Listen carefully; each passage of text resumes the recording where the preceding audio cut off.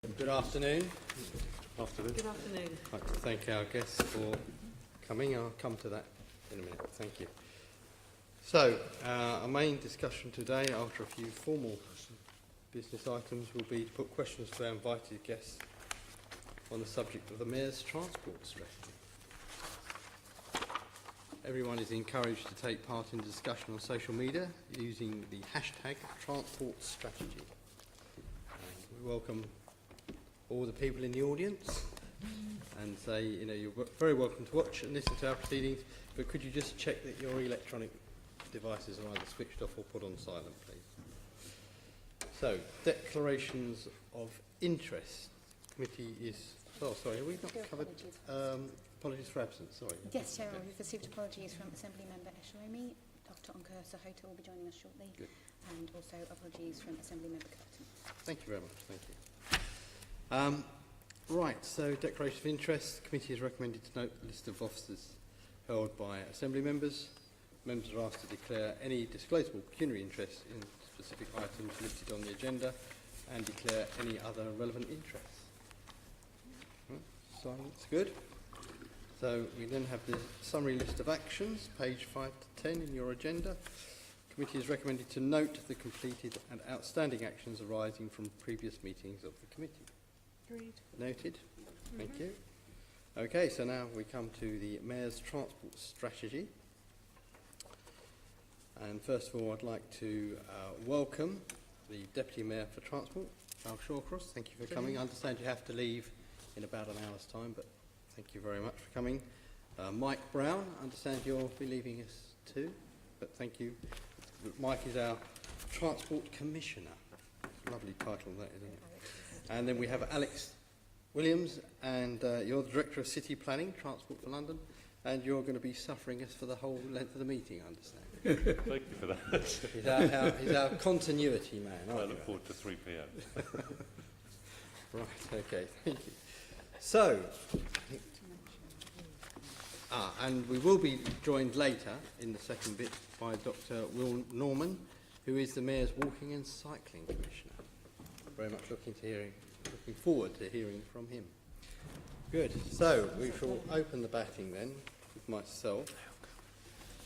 It's a real difficult one for you, Val. So, how confident are you that TfL will have the money to deliver the strategy? Well, thank you very much, Chair.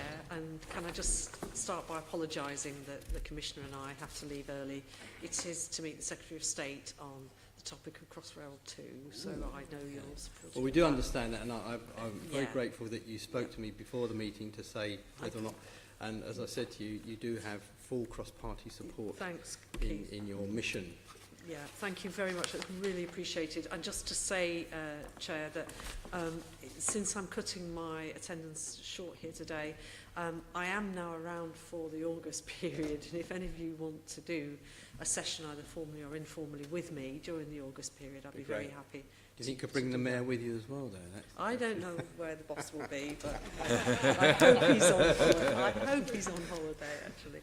So you ask about the money to deliver, and I know you know this, but perhaps for the people who are watching, this is a 25-year strategy, and obviously we are aiming to set the direction of travel, to aim to hit some big picture social, economic and environmental targets that are in here through the medium of transport, and including health targets.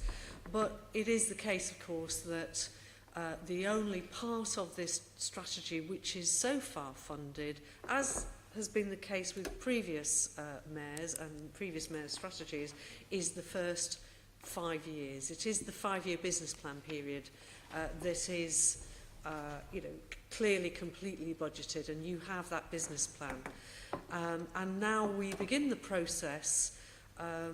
Once this is agreed, and it's still a consultation draft, but we do begin a process of reviewing performance on the business plan annually against the financial outturn of the organisation's financial performance and achievement of what is laid out in the Mayor's transport strategy. So this is the beginning of quite a long process.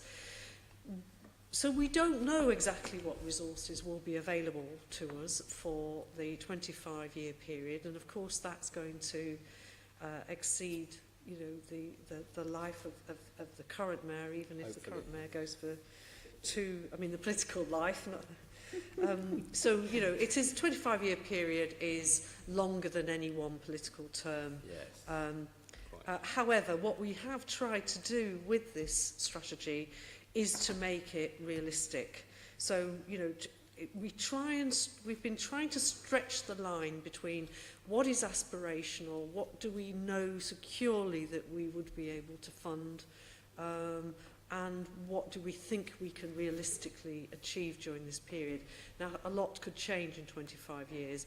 But what we intend in here is that it will be a realisable strategy and realisable financially as well.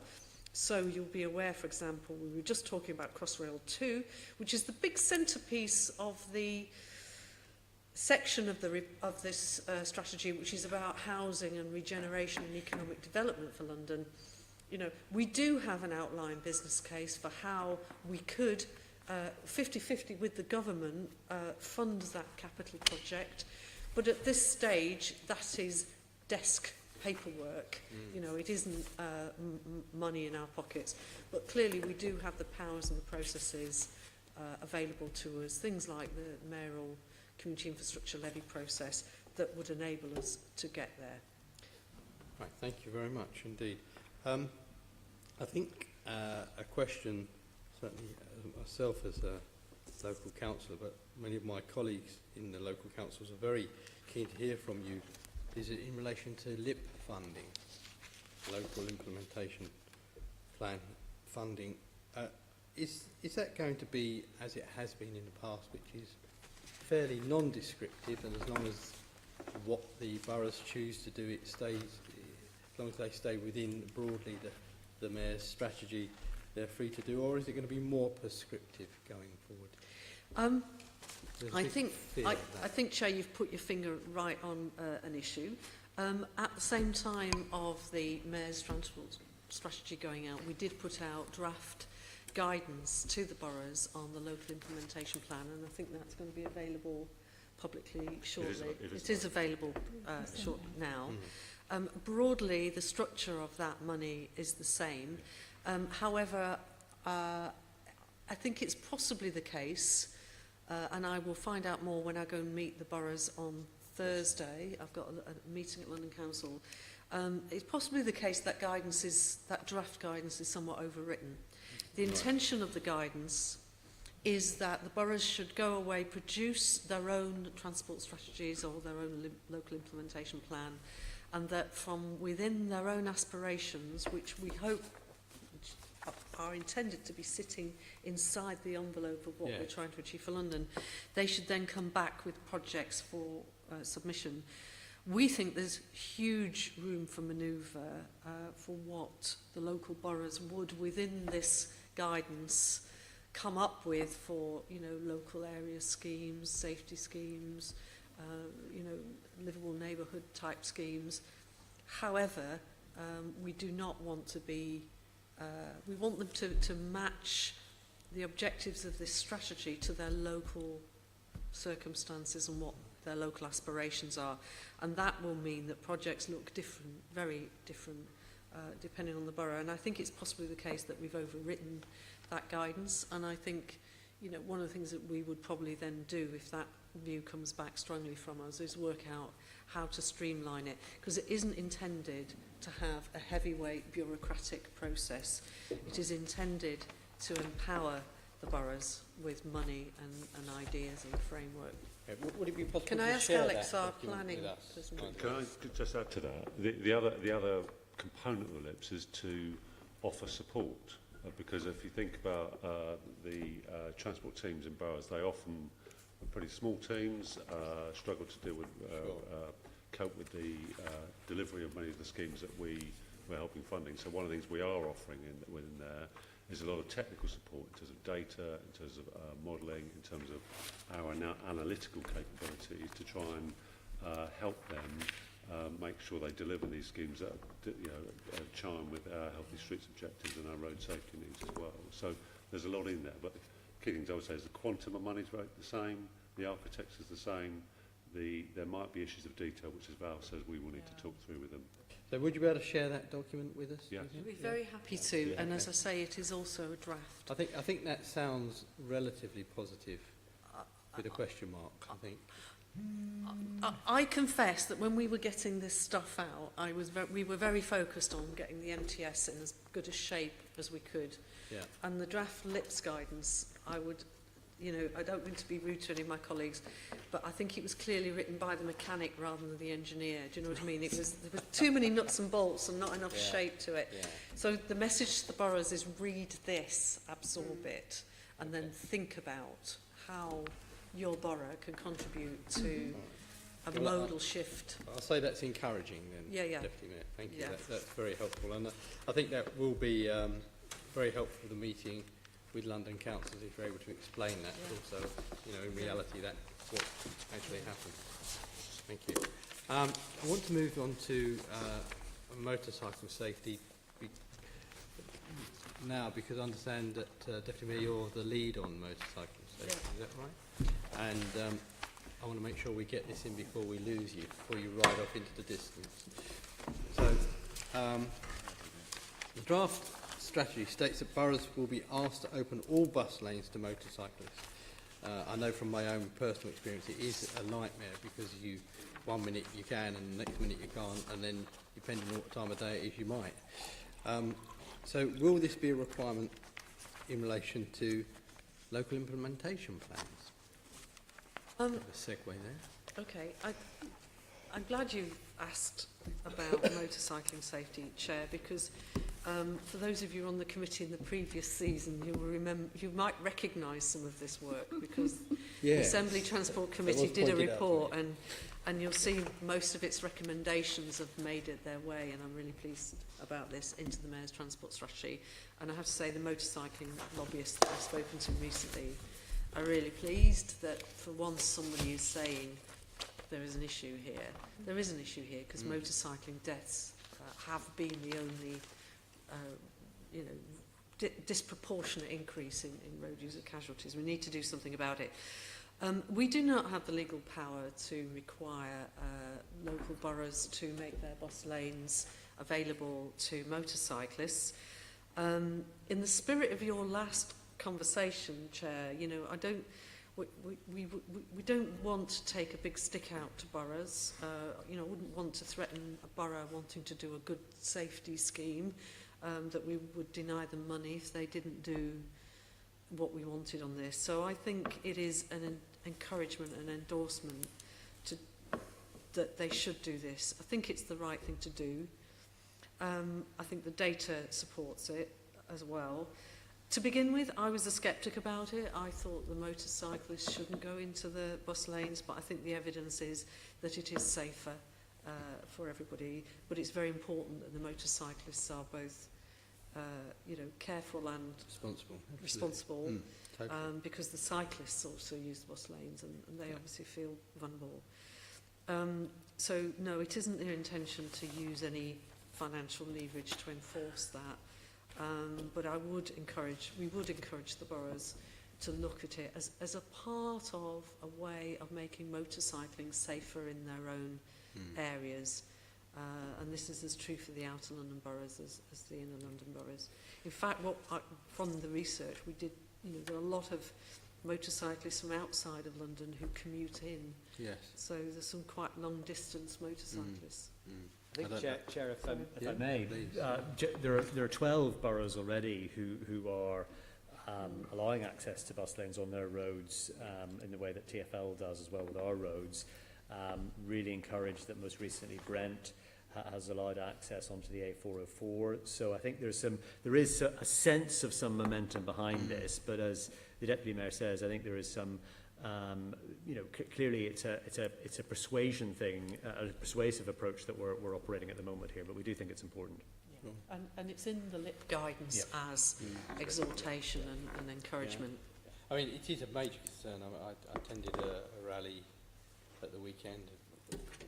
We Ride London. I don't know if you're familiar with that organisation. And we had about 100 odd motorcycles turn up on Blackheath to sort of let it be known that they now need a voice. Yeah. Can you also tell me, will there be an update to the Motorcycle Safety Action Plan? And will there be a budget for it too?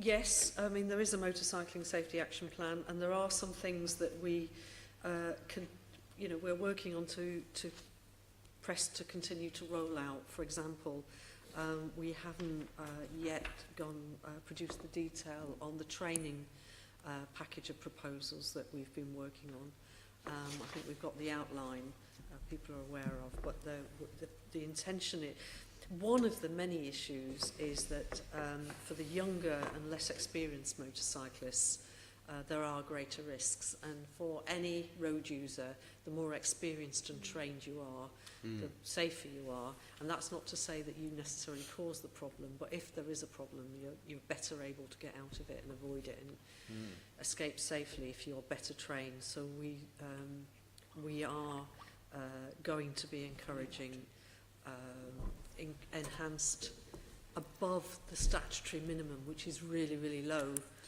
training for motorcyclists, and we are meeting some of the delivery companies. In fact, I think I've got Deliveroo in my diary quite shortly to talk to them, because we spoke to them originally about this, about whether or not they would make it available to their drivers. Yeah.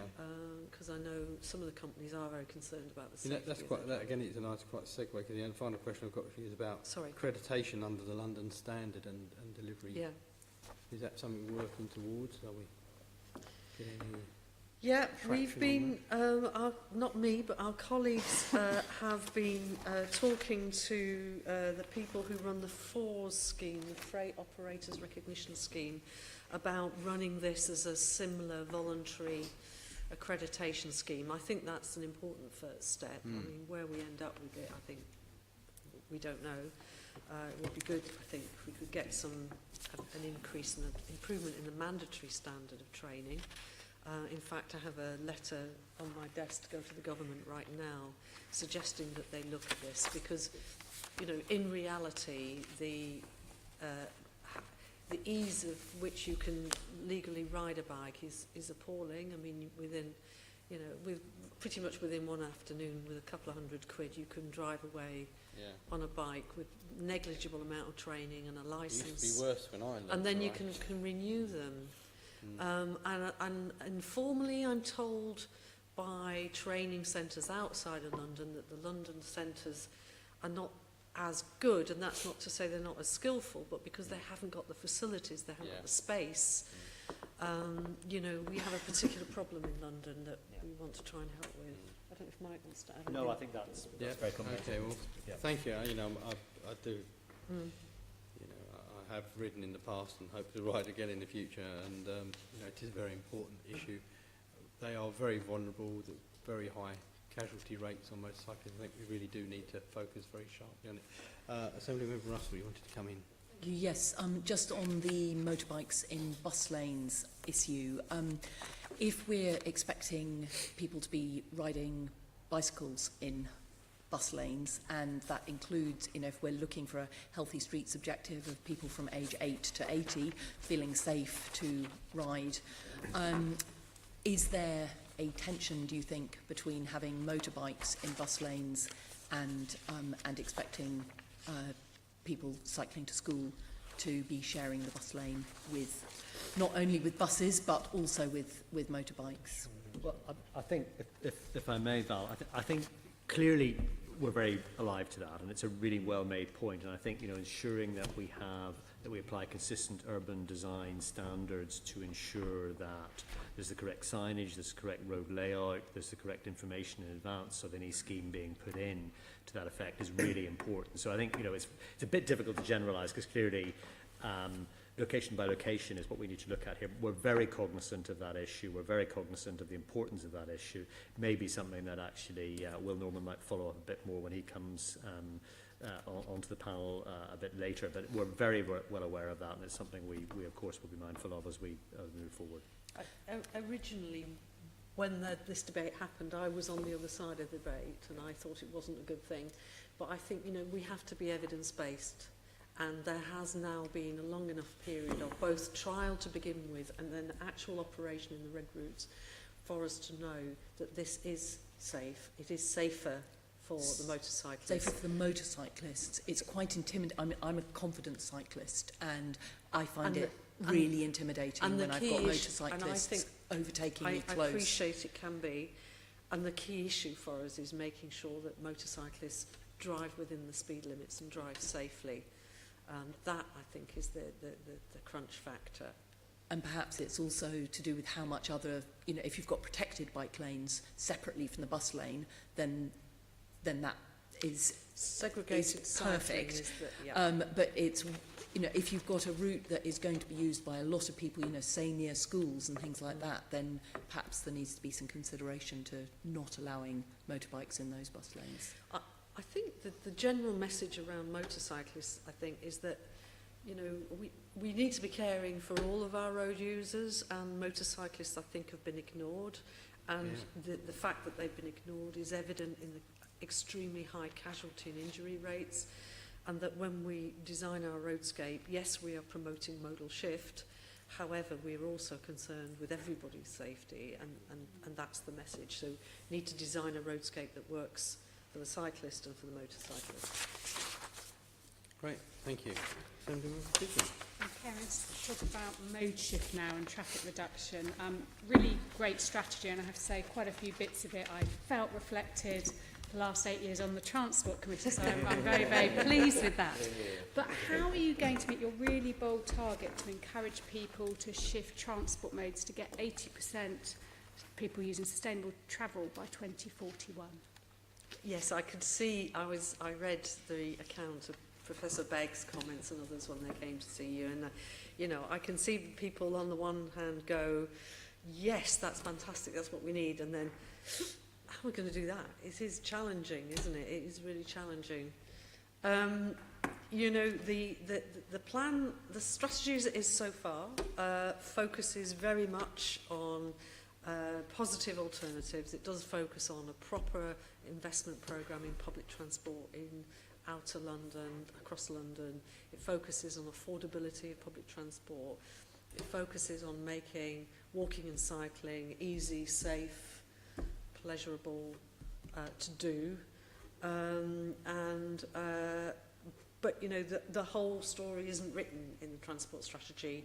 There are some areas where, because we know exactly what we're going to be doing in the next 4 years, say 5, but for the 20 after that, we have to actually be working up our action plans and our delivery plans further along, and there are some hooks in here that say, we will explore a number of different issues to contribute to that target, but at the moment, we haven't got all of the practical detail written.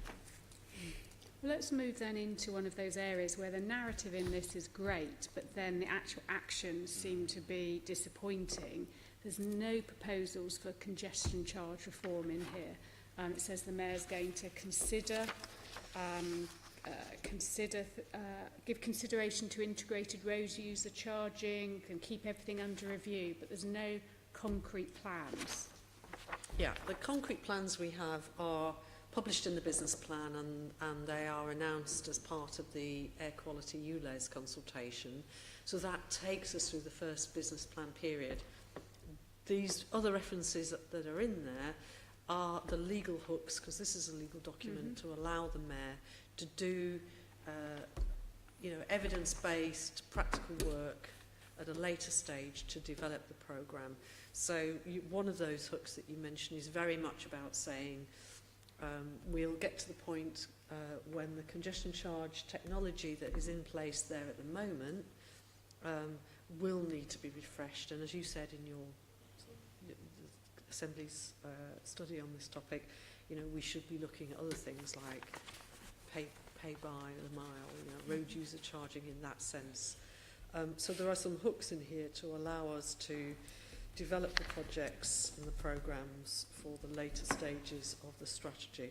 But that's where we need to get to. So that will be It isn't a full action plan at this stage. So that action plan will be developed for, well, the next business plan. Exactly. Yeah. Okay, but in terms of the current congestion charge, even with the existing technology, are you going to look at making private hire vehicles pay it? I think you've done some feasibility study on that. Is that going to be released? And what about the hours of operation? Because the Mayor told me last week he's looking at both of those things. We do keep it under review. The Mayor has a manifesto commitment to keep the level of the congestion charge as it is for this period. And we have been doing for some time some technical work looking at the potential need and impact of congestion charging for private hire vehicles, because that's one category of vehicles that's grown absolutely exponentially. And clearly we have, you know, problems of traffic congestion at the moment, of which that is one contributor. So that is something we're doing technical work on. But there are, of course, other issues which are being looked at. For example, we have restated now a number of times our aspiration to the government that they should allow us to cap private hire numbers in London. And so you might come to the conclusion that, you know, if we were given a sensible power to cap and to assess what is a reasonable number of vehicles, that might mean that you wouldn't need to go down the congestion charge route. So clearly, you know, we need to take a decision depending on other factors. But we are looking at that, and we have been for so some that time. technical work, is it possible for us to view this work you're doing? Yeah, I'm sure that's absolutely possible. I mean, I think just, if I may, sorry, just to go back to your previous point slightly, Deputy Chair, because the way that this works as a strategy with the business plan and with our annual scorecard is, I think, clearer than we probably ever had it before. So we have this 25-year strategy. We now have a business plan, the next version of which will be published later on this year, that will give the first 5 years, if you like, of delivery intent, properly funded, properly costed, towards the aspirations within the strategy. And then the scorecard will be the way that I monitor and measure the place on an annual basis as to what we're achieving against the specific targets and objectives we put in place. So I think it's probably quite useful for the committee to understand the hierarchy by which this all operates. And that's why, as the Deputy Mayor rightly says, it's not, the strategy itself is not a fully costed plan, but the plan falls out of it. And I think that's probably worth emphasising. Yeah, it's a high level. Yeah. Yeah. Okay. But the can I just say, Caroline, there is a wodge of supporting information that isn't in here that we are already publishing, and you'll see that there's, for example, some data about number of vehicles on the roads at different times, numbers and types of vehicles on the roads in London, different times of day, different. Well, perhaps if that plus this other information could be given to Richard, we could have Karen, there was quite a lot of supporting evidence. It was released on the web on the same day the strategy came out, but also supplementary to that, there was stuff that was released earlier this week. On the issue of PHV, that work is underway. There isn't a report sitting there saying what we're going to do. It's underway, and we'll probably get some of the results of that probably in the autumn. Okay, that would be helpful to see. So, Assemblyman Copley, you wanted to come in on this point? Yeah, just on road price, I mean, Professor Begg was very enthusiastic, and indeed the previous panel had very enthusiastic about it. And I think I remember him saying that it could raise about £3 billion or something for investment in transport in London, a full sort of road pricing system. But I appreciate there are political risks to it, any kind of road pricing or congestion charging system. One of the criticisms has been that obviously there are areas, particularly in outer London, that aren't particularly well served by public transport where you need a car. Is it possible for Transport for London, if it were to pursue a road pricing scheme, to borrow against potential future revenues and then spend those up front in investing in transport in those areas before the road pricing scheme comes into effect? think that's a very interesting point, and I think we would certainly explore all such possibilities as a model. I'd have to look at the detail of that particular one to see whether it was worthwhile, but I think it is worth emphasising that actually the whole basis of mode shift hangs on there being effective public transport across the whole city. So whether it's Crossrail 2, whether it's the continuation of the modernisation of the tube, whether it's about ensuring that the bus network is properly serving those parts, particularly in outer London, and Assembly members will have noticed the 40% reduction in buses in Oxford Street that has begun to give a very clear steer of where we're trying to get to the allocation of bus services to the right places that are still growing and require additional bus service. So I think all of that is hugely important, and we recognise that car usage, the way that outer London operates in certainly parts of outer London is a direct result of there not having been historically decent public transport capacity provided in those areas. Buses have a huge role to play, but Crossrail 2 does as well, Bakerloo and extension, the other things that are referred to in the strategy. But I'll certainly take away that specific example of the model. I don't know, Alex, unless you can answer it now, but I think we should certainly explore every possibility. Okay, thank you. I'd just say that the other thing to bear in mind with road pricing and demand management, I heard the comments from David Begg last week on that, and I think in some ways people are underestimating what is in the strategy. I think there's a lot in the strategy, particularly if you look at some of the stuff we're working with boroughs on, local congestion charging schemes potentially, but also workplace parking levies. Now, workplace parking levies are an interesting opportunity, really, because the legal framework for them has existed for a very long time, as was in the GLA Act. But it does give you the opportunity to have those debates, particularly with outer London authorities, about if you introduce this to help fund public transport improvements, does that give you a kind of win-win of the mode shift of actually providing a decent public transport offer, but also managing demand in their localities as well. So this gives you the policy foundation for those debates with authorities all over London. I think I did ask a while back was whether there are any plans for TfL to just look at the feasibility and how much revenue you could raise from a workplace parking levy. Never mind the impact on congestion, but that's at the time not something that TfL were looking at. Is that something you'd reconsider? Yes, we are looking at that. And it's Fantastic. looking at with the same person who's doing the PHV piece of work. We're looking specifically at asking, in the LIPS guidance, we've asked the boroughs that if they would like to look at local workplace schemes or possible local congestion charging schemes, we would lend them our powers and, make arrangements with them. And of course, it would yield benefit for their local transport networks, financial benefits. So, 95% of the road network is still the boroughs, and it's not that we couldn't force the issue. If we wanted to, it's basically that I think it will work so much better if the boroughs themselves decide what would be an appropriate traffic reduction design for their own area, and then we back them to do that. Thank you. Assembly Member Bailey, you wanted to come in?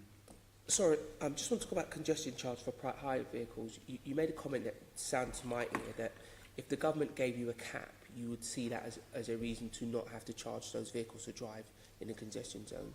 But surely those vehicles, because they do so much miles, and there would be a large number of them regardless of a cap, isn't there an argument that they should still pay some sort of congestion charge, even if reduced? Do you know, I think the issue is about, is there congestion? And if it was the case that a cap, for example, or another mechanism dealt with the congestion, then clearly we wouldn't have a justifiable case for congestion charging. But if there is congestion that we can't control reasonably in another way, then congestion charging is the legal mechanism for dealing with it. So, Okay, maybe I'm a bit hooked up on the emissions of people driving around in circles. And just another thing about Crossrail and outer London and reducing Crossrail. The thing that strikes me about Crossrail that doesn't address inter-borough driving. You're out far. I live in Havering. We don't drive our cars to work. We drive our cars. Sorry, Assembly Member Bailey, we are going to come to Crossrail a bit later. That's Sorry. all right. Thank you. Excuse me, apparently I've been naughty, sorry. If I could just add one thing on the capping issue for private hire vehicles. The one thing I should just put on the record is that clearly that would also require cross-administrative border restrictions as well, because the last thing you want to do is to have the ability to apply a cap and then discover that anyone can apply for a private vehicle licence elsewhere and then still be able to access the capital. So it's worth just emphasising that point as well, I think. And other counties have the same problem with TfL licensing counties Absolutely. in their area. Absolutely. I've just been looking at a map, Keith, that we've done for the government. We've got some in Liverpool apparently. Showing the licensed. home addresses of, Yeah. of private hire drivers, and they are literally all the way up and down the country and Yeah. across. Yeah, ridiculous. Yeah. Okay. I'll get back to my question. Just on the cap, I just say how you're going to actually implement it if you did get that power, I think is a challenge that somebody put to me the other day, and I thought that's quite true. Yeah. In terms of getting back to road pricing, this mayor will be bringing in some sort of road pricing in terms of tolling, because the new crossings you're proposing will have, the new crossing will have a toll. You've then got Blackwall Tunnel. And then, of course, there's question marks over Rotherhithe, and people very concerned you may end up having to toll that because you're going to push so much more traffic through there. The question always is it fair to toll everything in East London and not West London, all the other river crossings? I'd like I think it's time political Alex answer had a for go. that. No, I think we ought to have a political answer for that, really. I think there's I think where there's a tradition in this country going back decades, maybe centuries, that if you put in a new piece of infrastructure, the user pays for it. And I can fully understand, and that has been applied to new crossings all over the country for decades, really. And I just think that I do understand the issue of the anomaly between West and East London, but I do believe that clearly when you put in a new piece of infrastructure, a new crossing, a major crossing of the Thames, there's an expectation that people, vehicle users, will pay for that. I can understand that there's a... And will you potentially have to toll Rotherhithe if it starts getting so congested by people trying to avoid paying? No, well, our modelling says that you don't have to do that. We've looked at the modelling, Right. talks about, as model an indicative toll of around £4 per vehicle peak. I think it's lower off-peak, and that indicates that there isn't a significant knock-on effect on Rotherhithe. I can perfectly understand the concern, and we've had discussions with the local authority, Southwark and Tower Hamlets, to go through that detail. But our view is that the toll is at a reasonable enough level that if you're avoiding that toll, it's quite an increase in the journey time, and then you trade off those issues about the time and the cost of that. It's only a half-hour detour to go via Rotherhithe. Okay, I'm conscious of time. Could I move on to freight? Because that's the other really big thing in here. It was in our congestion report as well. One thing we talked about is personal deliveries. How successful is the mayor likely to be to encourage businesses to ban or restrict personal deliveries, and also, actually across the GLA group?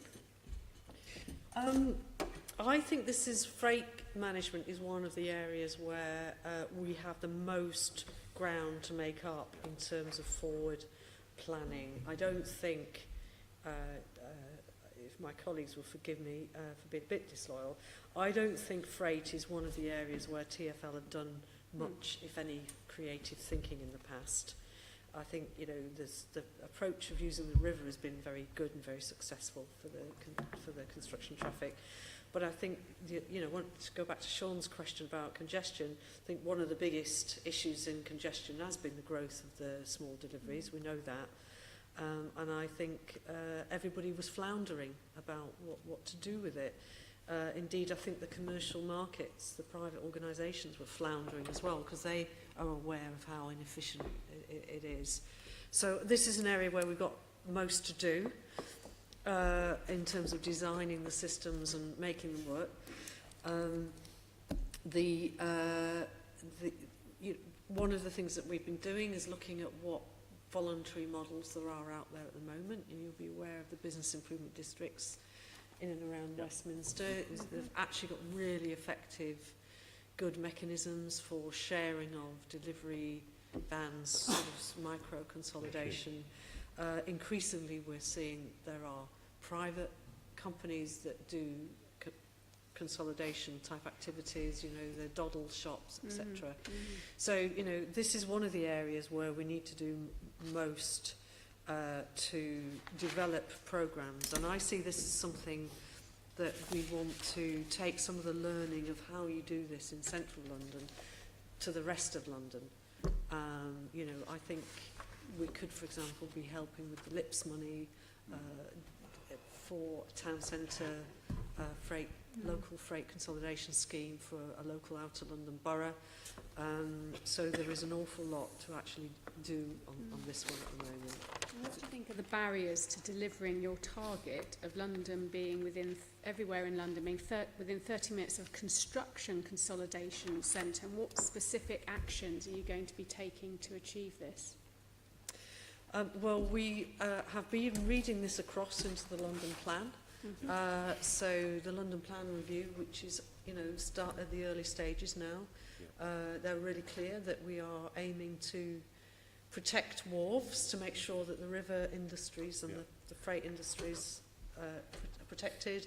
And for sites which are already consolidation sites, we are protecting them. And the next thing is to be more proactive about making sure that they are taken up. But I think there are commercial operators out there who are looking for help, practical help, and we will be looking for them. So I think there's certainly a promotional role that we have here, because I don't think there's as wide awareness as there might be for some of these sites. Now, surely, of course, there are some gaps still of parts of London not within a 30-minute drive, as you imply. So we have to kind of look at that on the one hand, but also actually where there are sites within 30-minute drive to exploit that fully as well. And I just don't think we've always got the message out of the existence of those. I would just also, forgive me for keep going back to the previous question, I just wanted to make the point that I have banned personal deliveries for all TfL premises. So we're as leading, per our recommendation. we're leading, well, as ever, we follow the committee's recommendations diligently, as you know, Deputy Chair, and we're that's making, I think, a real impact. And of course, as the Deputy Mayor says, things like Dawdle and Amazon drop boxes and other things make a real difference, because actually the hassle that there used to be, or perceived hassle at least, of collecting packages over a weekend or on people's days off has disappeared hugely in the last couple of years. A modal shift is relevant to this as well, because we're seeing companies like UPS, who I think have got some great ideas and some great schemes elsewhere in Europe, doing things like moving towards electric bike deliveries and sort of very, very, very micro consolidation. So, just a lot more active energy needs to be put into this whole management of delivery. There potentially be some sort of action plan coming out with some real detail on these areas. That's exactly right. I mean, it's one of those areas where we've got to go, but just because we haven't got the details now doesn't mean that we shouldn't be saying we know we've got to be doing this. This gives us the framework and the incentives and the resource base to get on with it. Lovely, thank you very much. Assembly Member O'Connell. Thank you very much. Good afternoon all. We've touched upon bus services, and we've touched upon the reliance and over-reliance on bus services to outer London boroughs, of which obviously I represent too. Now, we have talked for some time around what I call the rebalancing of bus services from inner to outer London, and there's scientific evidence around that. So my first question really to set this debate off is how much bus service capacity do you intend to shift from central to outer London in this next plan that you're publishing in the next few months or so? What sort of details could you kindly give us? That's precisely the detail we're working up specifically. So I don't want to give you a figure, because that would be a figure I'm plucking from thin air. But suffice to say, and I alluded to it earlier on, Steve, as well, about the changes we've made already within Oxford Street in terms of the number of buses going through the Oxford Street route itself, and how that then creates capacity and additional potential to increase frequency outside of London.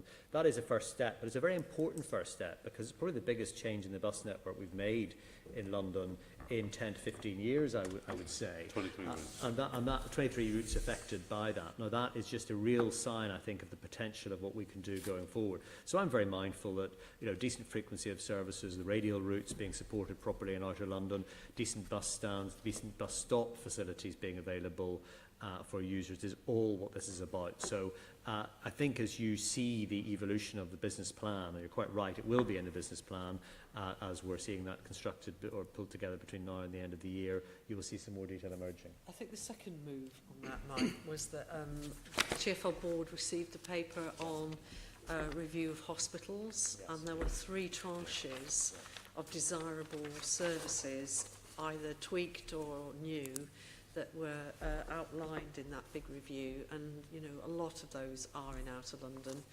and so that was an attempt to start focusing resources back where people feel particularly disabled in terms of, you know, their ability to get around with public transport. And that makes sense to me, because if the NHS has been consolidating on bigger and bigger hospital sites, we've got to be serving those sites properly, particularly for the elderly community. So that is that kind of detail you will see come through Transport for London Board, and I would encourage you to sort of be watching what TfL Board is doing as well. It is, I speak from experience, because like many constituency members, the great bulk of our casework is around TfL and the bus network. I mean, I've been trying to get a bus service direct to Croydon University Hospital, ex-Mayday Hospital, for some considerable From time. Addiscombe. And it's still in the kind of bit too difficult box. So, and I'm not lobbying for that specifically, but the point I'm making is that improving and increasing bus services is not simplistic. It does take time, and I think with the aspiration to get people out of their cars and into buses, you've really got to kind of up our corporate game into moving it on, because we can talk about these things, but it appears difficult. Well, the plan is in the TfL Board papers, and I know that specific bus was mentioned. I mean, I think there's a so I take the point, and I don't disagree with you. Actually, this has been a slow process in the past, but actually, I have been hugely impressed, even though I say it myself, with how much momentum and speed we've managed to achieve in Oxford Street. And I think actually that is perhaps moving the page further forward than we've ever done before, Steve, in this whole area. And if you add that to the fact that we're spending 200 million across London as well on bus prioritisation schemes, which will also, of course, help with the movement of vehicles and the prioritisation of vehicles on those key routes too. So I think there's an opportunity for us to prove to you we can do this differently, and I take that challenge. And of course, the orbital routes you mentioned yourself earlier, we just don't seem to instinctively get orbital routes in London, out of London. We don't want people going in to central London to come out again. We need improvements around that. I think absolutely, and that is a really important issue, because not only does it open up access to town centres and places of interest, and indeed greater access to fantastic walking and cycling facilities that we hope will emerge in outer London as well, but it actually just does make a huge amount of sense in terms of people's time, and also actually not congesting the rail network going into London and out again. So yes, thank you very much. Senator McCarthy, you wanted? I think Can I just say thank you for your recent announcement about increased bus services to hospitals.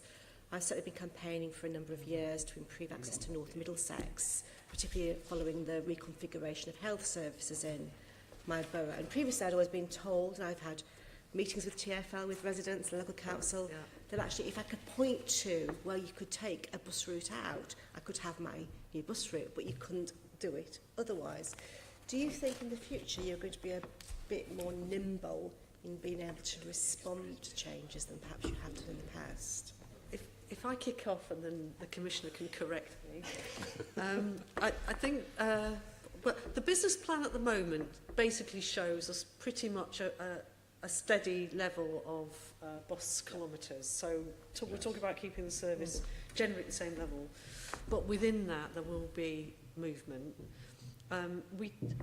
Mike's talked about Oxford Street. I just think it is generally true that this strategy, which talks about modal shift to walking, cycling and public transport, you know, that is the simplistic version. I think it is true to say that there is also going to be modal shift from public transport to cycling, from public transport to walking, and it's particularly true in the centre of London. And there's a lot of other social trends that are happening that are reinforcing that, and that lie outside the strategy. For example, people using their iPhones, people walking much more in central London. So the drop-off in bus passengers in central London, I think, which is about 3% a year at the moment, isn't just about, in my view, isn't just about bus congestion, although we're trying to deal with the prioritisation routes. It is also to do with the fact that people, for health and other recreational reasons are walking a bit more. And as that happens, that, we need to recycle that resource. And we also need to experiment with new modes of delivery. So, one of the things that the transport strategy does admit somewhere is that we don't know what we don't know yet, and that we have a kind of set of principles where we talk about how we deal with new technology developments. We don't know exactly what new technology is going to throw up, but we do know that we were going to have some kind of rational public interest tests around how we react to it. And I think one of the things we specifically said in here that we'd be quite interested in doing is trialling private sector services which fall between the bus and the taxi. So something like a on-demand bus service, for example, that might be very relevant for some areas of London. And it also allows you this fleet of foot thing of testing out where there is latent demand. So we're certainly talking to one company at the moment who came in to see us about that kind of flexible service and where it might go, and what deals, if anything, TfL might strike. So this is not just about our direct bus service delivery, but it's also about our willingness to find other ways to facilitate demand being met. Thank you. Assemblymember Russell. Thank you. I've got one final question on the bus network, and then I want to pick up on bus safety. In the transport strategy, you mention on page 137 the potential need to introduce some new express bus routes. When there's no detail about when, where, how, just when and where do you expect to introduce any new express bus routes?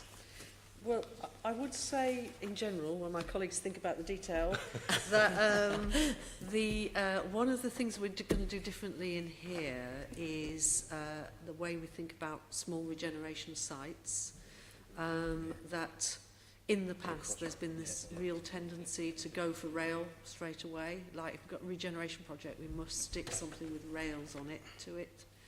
And actually that's very expensive and it is very inflexible.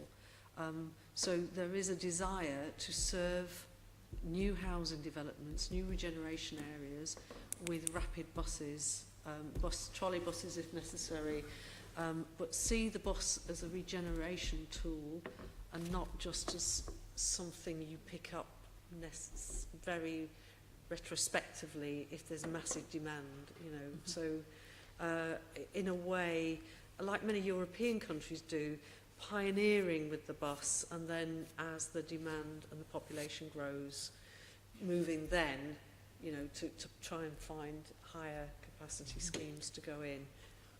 And we're having those debates with several authorities in Outer London where they might have an aspiration for a rail extension, and I realise that's very expensive and maybe several decades away or long-term away. Yeah. In the interim, if you had a bus transit service, maybe with express services or segregated services, that could provide the public transport capacity to stimulate growth and could be delivered a lot cheaper and a lot quicker than a rail extension. So we're having discussions with several boroughs in East London on that. We've already got a busway in North Greenwich, got one going in Barking, got debates with Bexley, Greenwich and Havering on those kind of issues. So this document, whilst it's relatively new and only for a few weeks old, is stimulating a debate with the boroughs as to, actually, that looks quite interesting, can we look at this? So I think it's a combination of bus transit and express bus services that give you that kind of a rail type service without the cost of the delivery. Okay, so it's a sort of nimble, affordable way of supporting it's the housing developments. Yes. So it may be that then a rail scheme or some longer term scheme follows afterwards, but as Val says, this is a way of kick-starting the opportunity for growth. Thank you. I'll move us on to bus safety. You must be aware that we've published, the committee has published a report this week. We heard from a lot of the people who actually deliver the bus service, the bus drivers who are under a lot of pressure in their jobs. And I'd like to know if you will look at undertaking a review of bus driver welfare and working conditions in light of the evidence of the tough conditions they're working under, which are laid out in our report. Yeah. Well, first of all, can I just say that I hugely welcome the report that the committee's pulled together on bus safety. This is a hugely important area of concern to me, and I know to Londoners and obviously to the committee on behalf of Londoners as well. So obviously it's just been a few days, but you can be assured I am personally reviewing this in a huge amount of detail to make sure that additional measures beyond what is already in our bus safety programme are taken on board.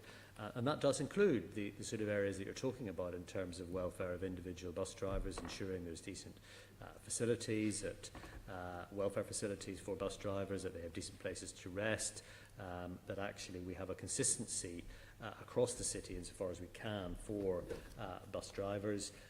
Committee members will be aware that we have, for the first time in living memory, got a consistent training programme at the moment for bus drivers. We have to look further, I think, to see what additional safety measures we can apply with the operators universally across London as well. And so I am, I really welcome this report as a very key contribution to what we need to do further going forward. So the simple answer is yes. That's excellent. The other thing that we picked up on very strongly was the tension between the contracts with the bus companies, which have time as a very strong factor, and the tension between that and running a safe bus operation. So will you review the contracts that TfL holds with bus operators and consider incentivising safety as well as punctuality? Yes, I think I, like the Commissioner, felt that your report was very, very helpful and timely. I mean, yes, there has been the programme that was announced in March 2016 that covered the training, the design and a whole load of issues. And the work has been going on with that. But I think, the energy in it wasn't good enough. There wasn't enough oomph. And I think what the Commissioner has done in looking at it from a management point of view is in a different way found that tension himself. Because what happened, I think, originally was that the issue of safety was dealt with in one area of TfL, and the issue of bus operations was dealt with in another area of TfL, and the Commissioner's brought them together now, and there's a very talented woman, I'm pleased to say, who is going to be taking that over. So safety should be core business. It's interesting that the person who's been found to do this work comes from a section of transport where it has always been the case that safety was core business, which is in the rail side of the operation. So the bus side is going to take on some of the management culture and expectations of the rail side, which is that running safely is as important, if not more so, than running. This is core to the mission. So there's been that bringing together of the two sides of the operation into one functioning entity with some refreshed leadership and the mechanism not just of bringing in the new bus safety performance indicators in the contracts, but actually thinking about how the whole operation of the service is affecting public safety matters. So I think it will make a big difference, for example, when we get more of the bus priority lanes in, because part of the stress is the growing congestion, I think, that is making the bus drivers feel under that terrible pressure. So tackling the congestion isn't just going to be good for the passengers' journeys, it's going to be make it a better working life for the bus drivers. So the programme is, I think, pretty comprehensive, but I think the report you've done will kind of help us give it some more welly and refocus it. That's the point, that the message needs to be received from every quarter that this is really important. We can get across this, but we've really got to focus on it. and the publication of data, you know, the in-depth publication of the crunch map, you know, will really help, and all of the data that is going on the website. So we can all kind of watch this happen together, because certainly the MTS gives us a really, you know, big target: 0 people killed in or by a bus by 2030 is the objective, and we won't get there or near enough to it if we don't actually deliver on all the things that were planned to be delivered on, and that's what we're aiming to do now. I think we can do it better now, actually. I think Claire Mann will produce some, you know, additional ideas for how to run these operations better. Thank you, and I think I mean, I imagine everyone around here has heard a lot from campaigners on bus safety, and I think, you know, in particular from Tom Carney, and I think, you know, the actually seeing this thinking, this opening up of thinking to bring safety into the heart of it, and Val, hearing you talking about the rail safety culture is going to be something that campaigners are going to be really, really glad to hear, and, you know, great that you're going to be, that you've said yes to both of those previous questions. I have one final question, which is whether you will consider making a link for the bonuses of senior TfL staff to bus safety outcomes. Well, I think that's something we will look at. I mean, that is one of the issues, to be honest, that I've just had an initial look at it in the report. I saw the message very loud and clear. Clearly, safety is a significant part of the scorecard, which we've now got as a much more conventionally balanced scorecard, and it is one of the key elements within that scorecard. So, you know, obviously I've just got to look in the practicalities of how that works. But again, I see the message very clearly, and you know, I think it's a very well-made point.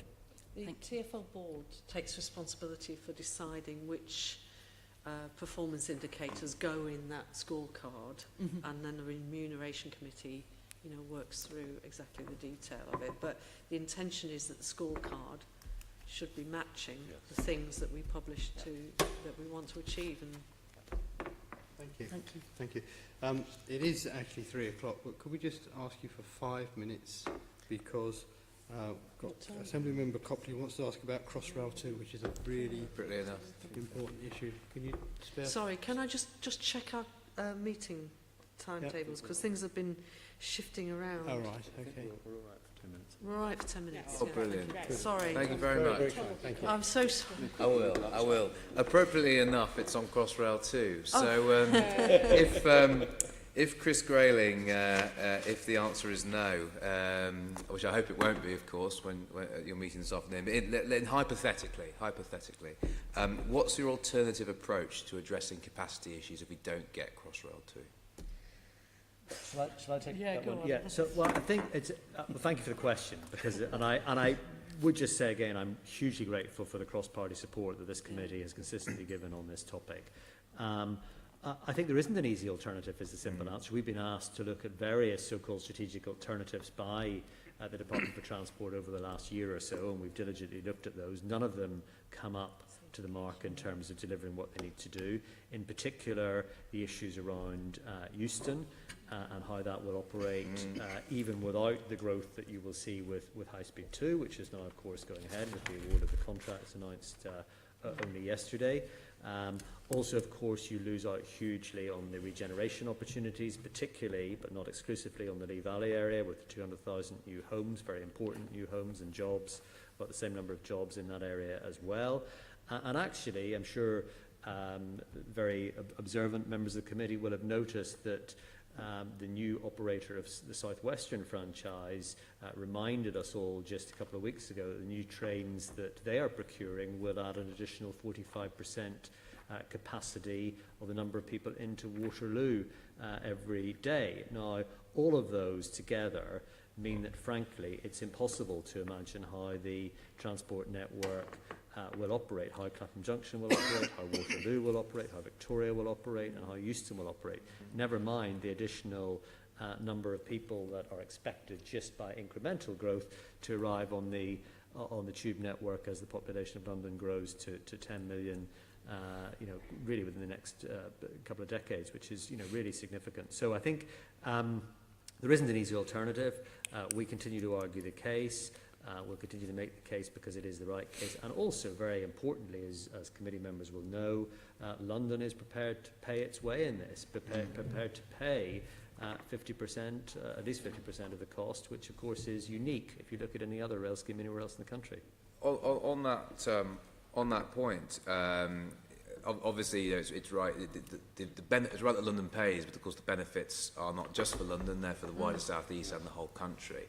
But if, for example, you were to get, I mean, you've already got this development rights auction model, which, I mean, potentially could be used on something like the Bakerloo line extension. But if you were to say to the government, give us more land value capture, because, as we've discussed, the potential for new developments along the line, could you potentially see London's share increasing and the government's share decreasing? Would that be possible to make it as a more attractive proposition for the government? I think, I think it's pretty clear that the ask was to show how we could fund 50% of the capital investment, and we've done that in the business case, and the debate is more around the timing of the money, the cash flow at the beginning. So, that is more around where the debate is.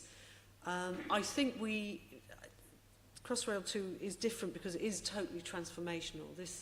None of the other small schemes added together come anywhere near the size and the impact of this project. So it is really important that we do come to this deal. But I also think it's important that we do keep some capacity for some of those smaller projects. If you look at London at the moment, we're not just delivering Crossrail 1, but we do have the Northern Line extension going on. We do have the tube upgrades going on, which are really effective, and we need for the future to also be doing those smaller middling-sized schemes as well. So we have to be careful not to how do I say it, kill the fatted goose. We do, goose that lays the golden egg. We do actually need to find the right balance between capital investment which stimulates the economy but not over taxing the business community, the landowners who are contributing to these projects. So it's kind of quite a sensitive number of balances. We also have to deliver affordable housing into this. So we think 50-50 works really, really well. And development right auction model is one that is being looked at now. The government are very interested, it seems to us, in finding workable land value capture mechanisms, and it's not so much them as a barrier, it is just some of the practicalities about how you organise these things, and different communities and different projects yield different values. It's quite difficult if you're building a project in a heavily existing residential area. It's difficult to see where the uplift is that can be taken. I think the issues here are not sort of political as such. They are just practical about how you make it work. Can you achieve your 80% sustainable travel target without Crossrail 2, the Bakerloo line extension, and Southern Rail access to Heathrow? Very difficult to see that we would. Okay. And can you tell us what without these capacity upgrades, which stations are likely to be closed due to overcrowding? I mean, we know Euston, particularly with HS2, would be shut. Well, I think if you look at if you sort of extrapolate further from what I talked about, so the Jubilee line, we are intending to buy some additional trains for the Jubilee line. Already it takes something like 12 minutes to get from the commuter platforms at Waterloo down to the Jubilee line platforms on a good day when everything's working well. That will take longer even with the additional trains on the Jubilee line. So Waterloo itself will, from an underground perspective, will have a challenge. That could have a knock-on effect on London Bridge, ultimately on Canary Wharf, certainly in the evening peak it could have a knock-on effect there. So I think you're talking almost like about a kind of domino effect of stations that, we already see it because the network is so busy that, just a few months ago there was somebody taken ill on a train very briefly at Green Park for a couple of minutes. Within those couple of minutes, we had London Bridge and Canary Wharf, London Bridge and Waterloo stations closed on the Jubilee line because, we're just right on the edge in terms of capacity. So that's a very visual demonstration of that, and you know, I could get you more detail of We've the got a specific plan, all the stations. Yeah, stations. yeah. I think Caroline just asked an MQT on that very topic. I hate to refer you to your colleague, but Yes, no, it's... and then when I looked at that list, I thought it's not long enough. There's Yeah. I think it was 20 on your list. I think 17 plus Clapham Junction. No, well, that I think But that's just Crossrail 2, not the other pressure. that's it. So I think there'll be more than when you that. add in, yeah. Final one, just a small one. What are the prospects for rail devolution in the near future? Well, Because that's on the agenda this afternoon as well. Well, I think one of the encouraging things. Definitely better after this afternoon. One of the encouraging things was from the report that Chris Gibb carried out for the Secretary of State on some of the challenges that GTR has been having with its operational performance recently. One of the recommendations that emerged from that was to give devolution for the lines into Moorgate over to the Mayor and Transport for London as quick as possible. The old Northern City Absolutely, line. yes, Yeah. up to Welland and Hertford. So that's a first step, I think, in this. I mean, as I've said before, I wrote a very long response to the Southeastern consultation on the new franchise there. I think we continue to make the case. We shouldn't give up on this, not for the avoidance of doubt, as you well know, because we want more power and more control. It's only because we want a better deal for passengers in South London. And by the way, that has a knock-on benefit to longer distance passengers beyond London as well, because on-time services in London create the greater likelihood of on-time services from beyond the London boundary. So we continue to make the case, and we'll do that again in about half an hour. Thank you. Just one very quick question from Assembly Member Pigeon. You just talked about the Chris Gibb report. Could we have a response from you, whether you've actually done a formal response or even just your thoughts in writing and your response to the key things in that? Because I think that would be really helpful for our work on this. You might like to see TfL's response to the South East Trains consultation as well, if you haven't seen that. Quite a few things today that you're mentioning. Jeff Hobbs wrote a really stunningly good response to that That'd be great as well, consultation. thank you. And we didn't mention the trams once. Oh, trams! Just did. He's been twitching about trams for It's in there. I've got it out of the system. I know. Thank It's you. in there. It's just got to work out how to do it. Well, look, thank you so much, especially the extra little bit of time. It was very helpful. Very important issues, obviously. Thank you for your very open and detailed questions. I appreciate that. So we wish you luck with your negotiations in a few minutes' time. Thank you very much, Chair. Thank you for the questions, and thank With you that, for can your I support. call down Dr. actually. Will Norman, please? Thank you for your support, and good luck, Will. Yes. Thank you. Hope you're going to ask him about dockless bikes.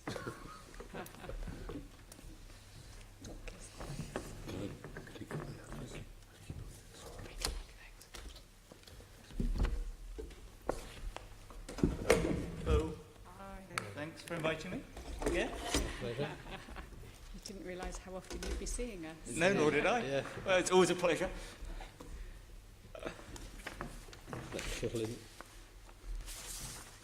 Thank you. Sorry.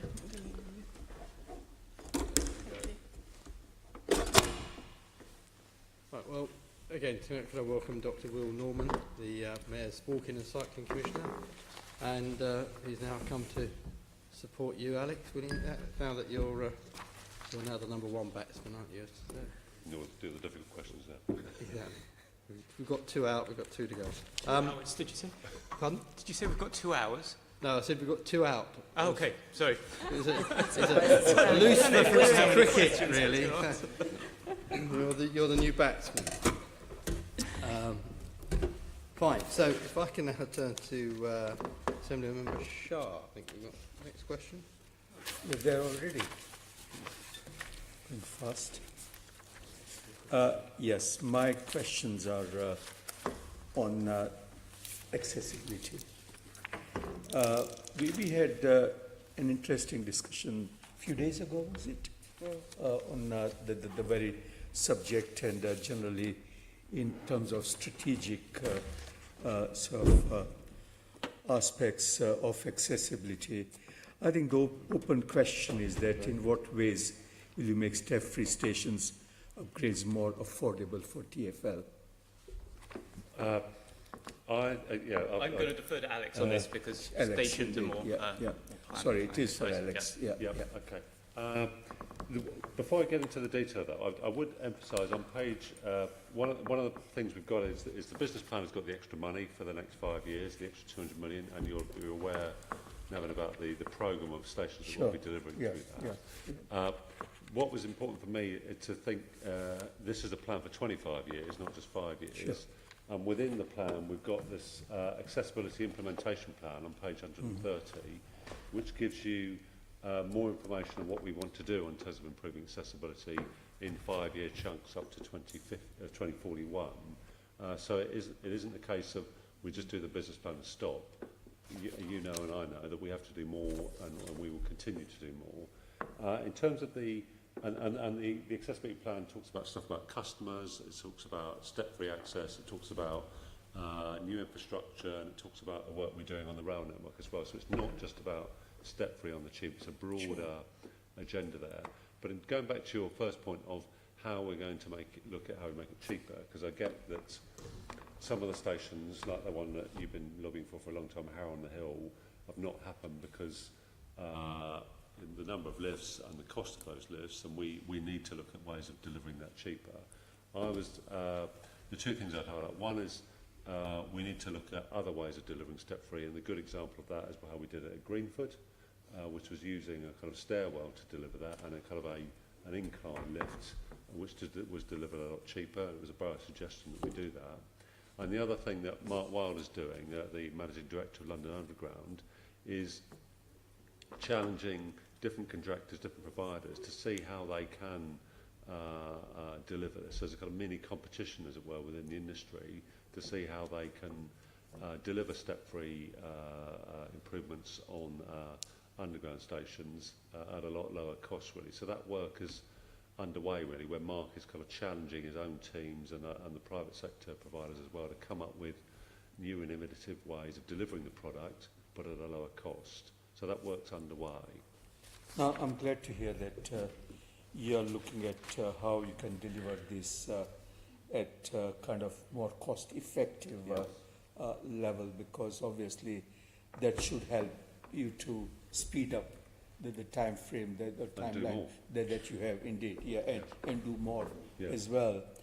How much are you going to rely on the third-party kind of funding as well? Because to me, the worry is, I'll put it down the line straight away, that the worry is that when you start looking at third-party funding, whether it is TfL assets or whatever, rather than speeding up, it actually stretches the time frame. It can have that effect. I agree with you. I think there's a good example where we negotiated step-free at Mill Hill East, and we've never received the money from the third party, and we're going to step in and actually deliver the scheme, really, because it's just never materialised. I think it's on the one hand, you want to maximise contributions from other third parties, but then you become beholden on their timescales, and it can slow delivery down, really. So I think that's something we need to be mindful of when we're looking at these individual agreements with for stations and major developments, to make sure that we get them delivered at a pace that we need. We've got very real debates on several stations across London. I know about Colindale and Brent Cross as two examples near your constituency, where we are actively involved in debates with the borough and developers about trying to accelerate the step-free element of their station improvements. So it is an issue, but I think it needs us to not just be going at the pace of the slowest, as it were. It's to kind of challenge that pace and see if we can get the things delivered quicker. Moving on to the other aspects of accessibility, because obviously step-free is just one critical element, but you have issues like the manual ramps, for example, where you have problems with platforms and accessibility to trains and so on, and also with something came up at our last session on on the same issue, was that with ticket office closures, staffing is very, very critical, that you maintain the current level of staffing or even higher if possible, because obviously excess is something like, you know, what Farial Velmi, the Director of Transport for All, mentioned, that this is something which gives freedom to people with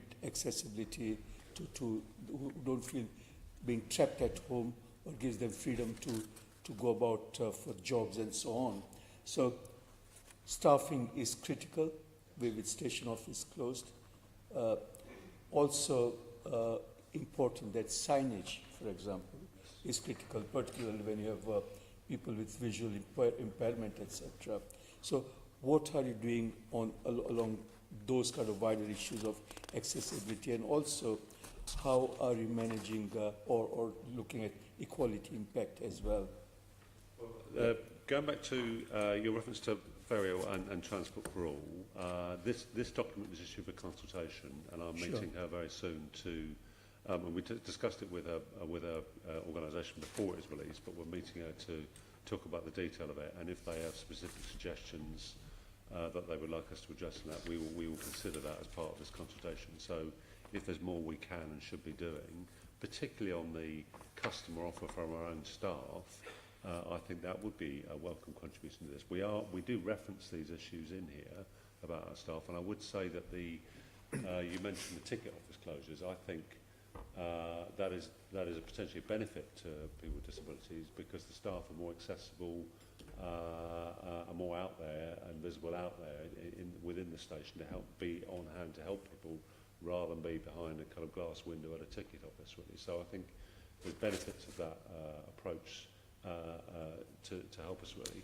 The other issue you mentioned on signage, and I do think that is a good point, and a lot of the signage that is at a level where in crowded stations it's difficult to see, and that is something that I know that Mark Wilde, the Managing Director of London Underground, is looking at to see if we can improve that. One of the things he's instigated is a training programme for his senior managers, so that they go out on the stations for a day or two with people with disabilities to actually experience it from their perspective as to what is life like on a tube line in terms of that issue of experience, in terms of the customer support from staff, but also the signage, but boarding and exiting of trains as well. So that is a kind of practical programme of activity. We refer to it here, but I think there's a lot more detail that's happening on the ground with Mark Wilde and his team. We also got concerns about reductions in access for all funding for accessibility upgrades at national railway stations. What would this mean for disabled access to the transport network? I'm afraid I don't know the detail about the reduction in that funding. I know that funding has been welcome in terms of the improvements it's delivered on stations within network rail stations within London, and in particular on the London Overground, the network that we're running. But in terms of the current budget settlement for that, or likely one, I'm afraid I'm not privy to that information. We see that as a core part of delivering the accessibility implementation plan in this MTS. So we would be very concerned about any cuts in that budget, because it is they're actually pretty effective at delivering these lift schemes fairly cheaply, actually. Is that something you can look into?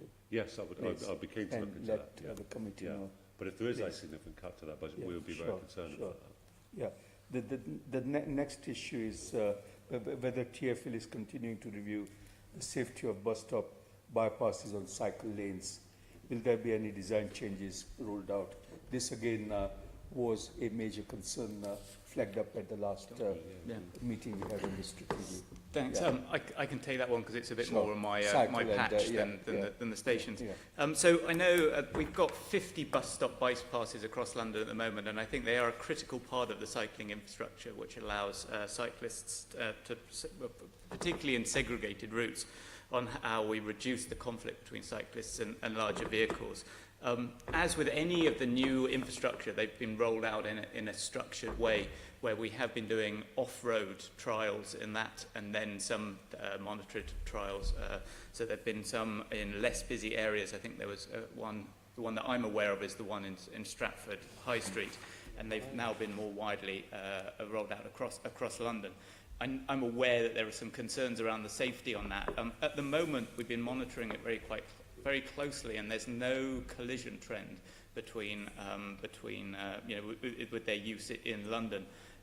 But at that moment, I know London Travel Watch are part of a working group monitoring those groups, and we have got video cameras monitoring not just collision data, but actually looking at people's behaviours around that. We've had people on the ground surveying both pedestrians, bus users and cyclists at those spots, and we'll continue to monitor that, because I do think it's important for the cycle safety, but we need to make sure that is working. So trialling the zebra crossings that give priority to the pedestrians and the bus users to cross that is something that's been happening. So I personally was cycling along just in front of Mile End Hospital on Whitechapel Road, and there's a monitoring station there. The full results of that trial are due later on this year, and I'm really happy to share those with the committee. But it's something we take very seriously. As I said, there's no evidence at the moment that we've seen between collisions and those bus stop bypasses, but that's why we're beginning to look at the behaviour around those, not just collisions. Well, there's an interesting comment which I will quote. We had on our 12th of July meeting. This was from Transport for All. Farrell said, quote, "We are hearing from our members right across the city where they feel the fact that they will get off an island bus stop and face on both sides cycle lanes going with a whole kind of steady stream of cyclists, really terrifying." Yeah. That's why I understand that, and I think that's why the introduction of trialling the zebra crossings within those, which give clear priority to the pedestrians over the cyclists, are an interesting thing, and that's why we're continuing to monitor that going forward. Is this something you can work closely with Transport for All and Absolutely, also yeah, with pleasure. some of the service with users? pleasure, yeah. Please, thank you. No, very happy to meet with them, and I know we're also meeting with other groups and talking to the various people, including guide dogs and some of the partially sighted lobbying groups as well, because it's something that they've raised. So I'm really happy to extend that offer of meetings with Transport for All as well. Alex, you wanted to come? I've already arranged to meet them, so we can easily take that on to it. As I say, it is a consultation. Yeah. If there are opportunities to enhance and improve the document, we'd be welcome to look at that. I suspect that the issue you talked about, though, is often a kind of detailed design issue at that locality, and it's worth us, maybe picking out some of their key concerns and just work out how we address them. Also, I mean, your transport strategy now, does it kind of indicate a low priority for door-to-door services? Because this is, again, an issue which not only Transport for London, but a lot of local organizations, elderly organizations, etc., that we work with. There is a concern about state of door-to-door services, and it would appear from your strategy that it no longer seems to be a priority. Can you reassure us where we are on that? I wouldn't accept that it's a low priority. I think it's recognised that there's a whole range of service providers, a whole range of opportunities to help people travel with mobility problems. But I think one of the things that is in here is the reference to the social needs transport review. And is to look at the whole package of social needs transport providers to understand how we can, across the whole sector, improve the services that are offered there. I think they are currently disparate and disjointed. Well, it's integration of the services, exactly. So critical.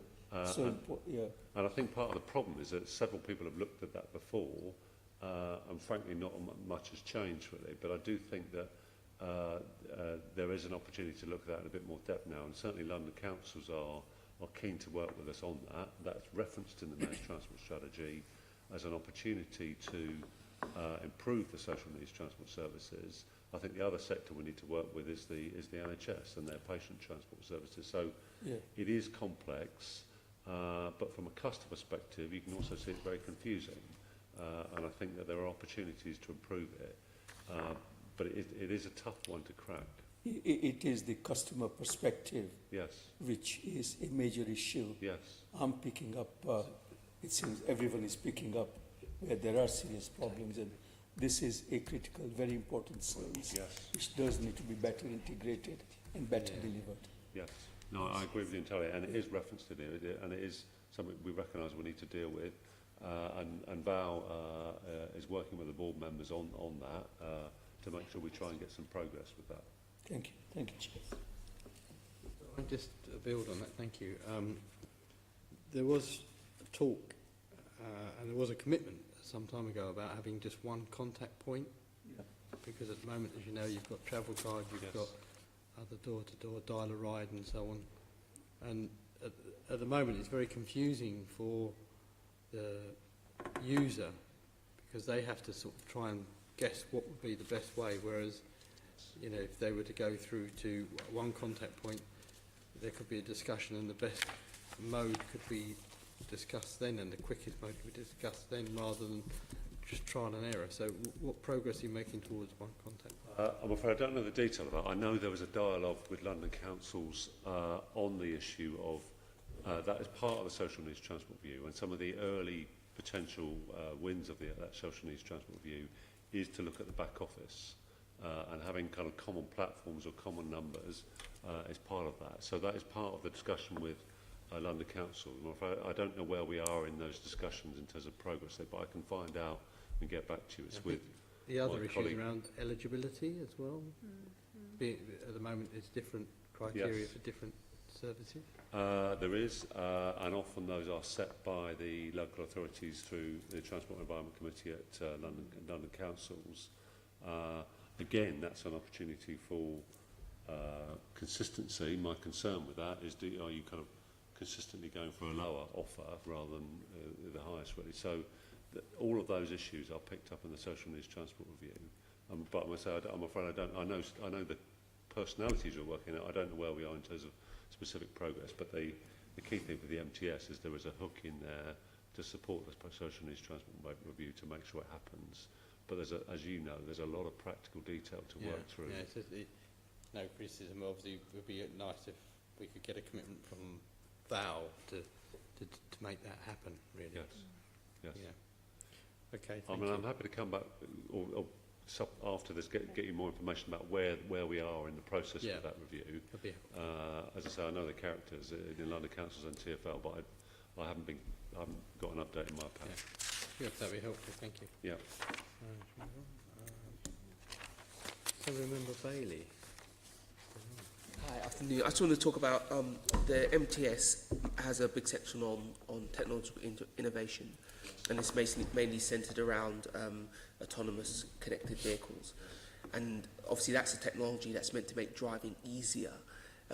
Is there any chance that this will affect the aim, the general push that we're having with this paper around reducing car use in London? There is a concern there, and in the document, Policy 21, page 258, there is information on the principles for new transport services and technology.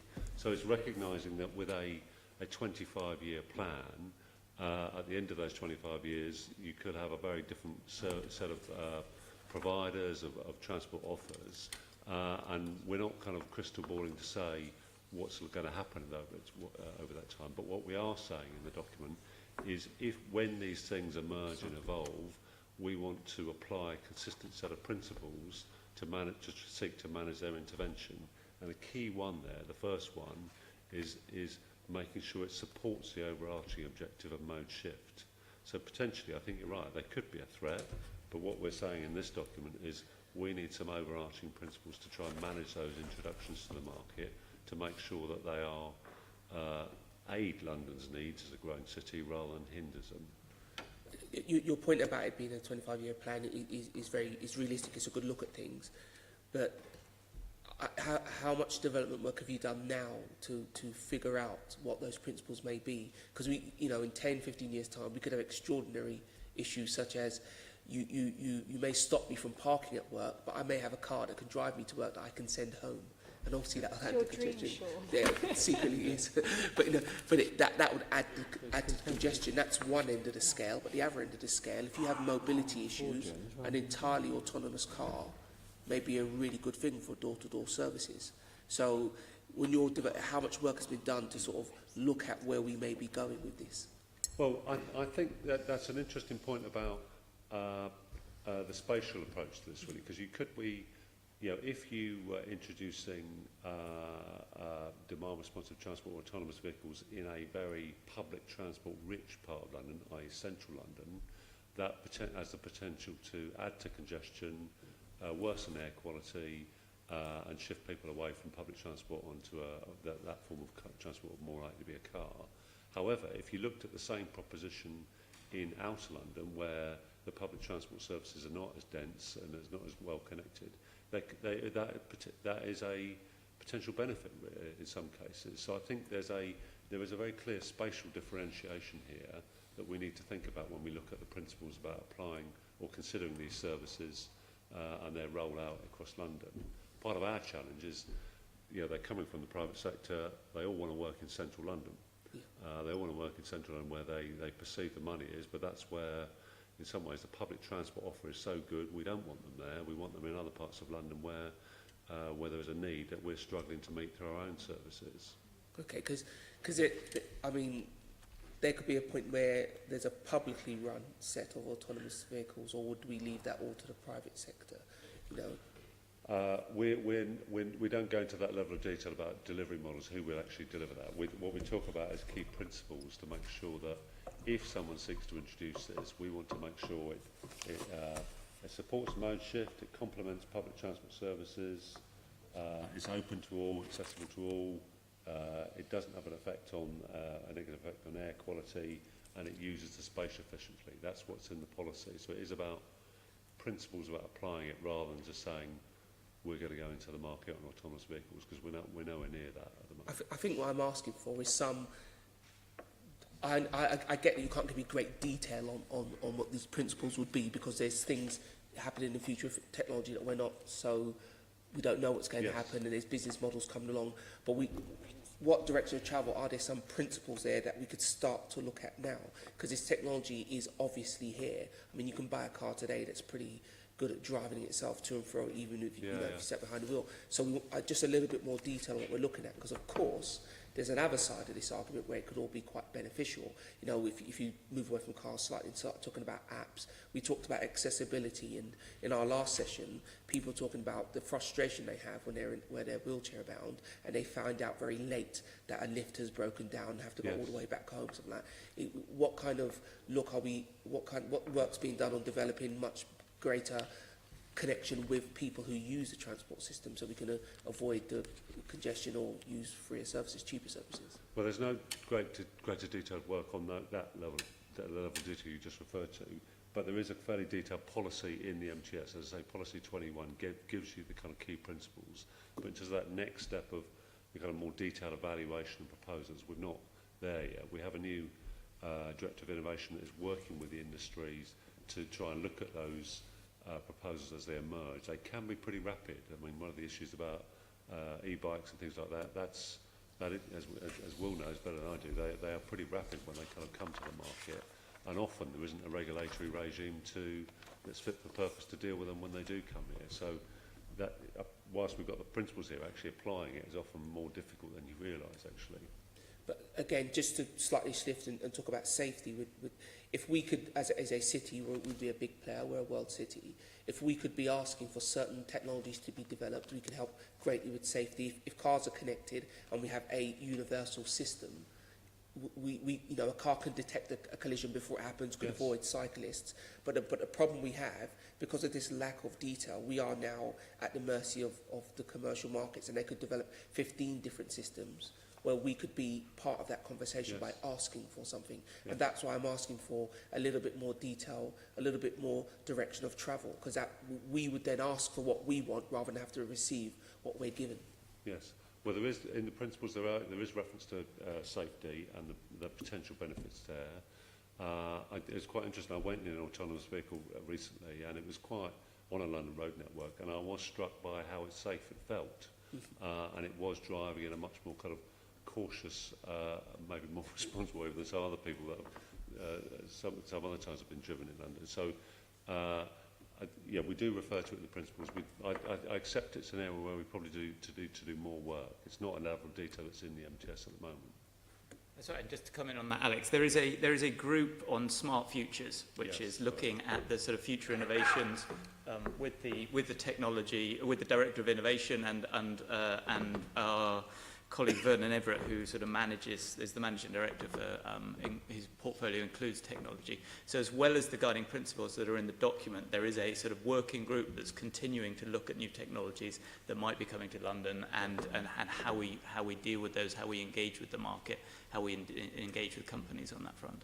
Because my last point is could we elevate that work, because that will dictate how we live as Londoners. If you talk about road pricing, for instance, from a technological point of view, one of the things that's become apparent to me is we will have to have something that tracks our every movement. And then, of course, you have privacy issues.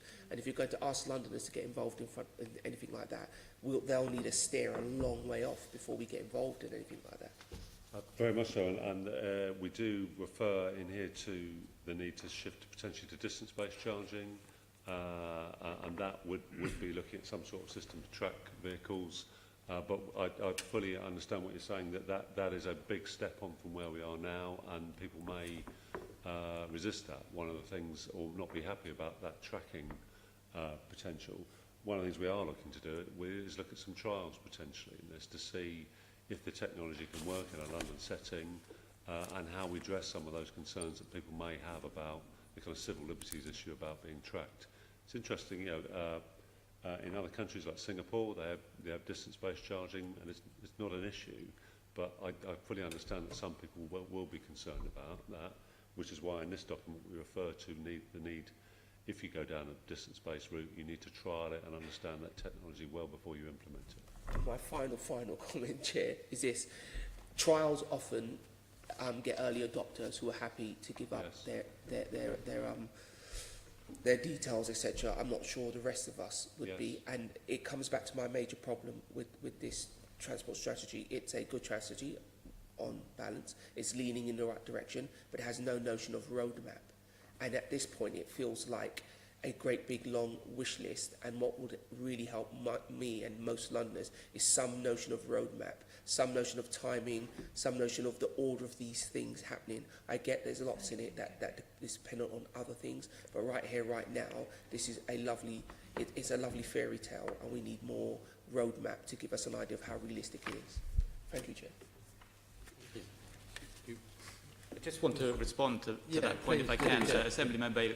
So I think it just refer back to some of the comments that were made earlier about this being the long-term 25-year strategy, and then accompanying that, there is the business plan which lays things out in that and over that first 5 years worth of funding piece that provides a much more detailed approach of how we're getting there, as well as the other documents that will be coming along that provide more detail in terms of individual specific areas. For example, a cycling delivery plan, some of the bus documents that people have been referred to.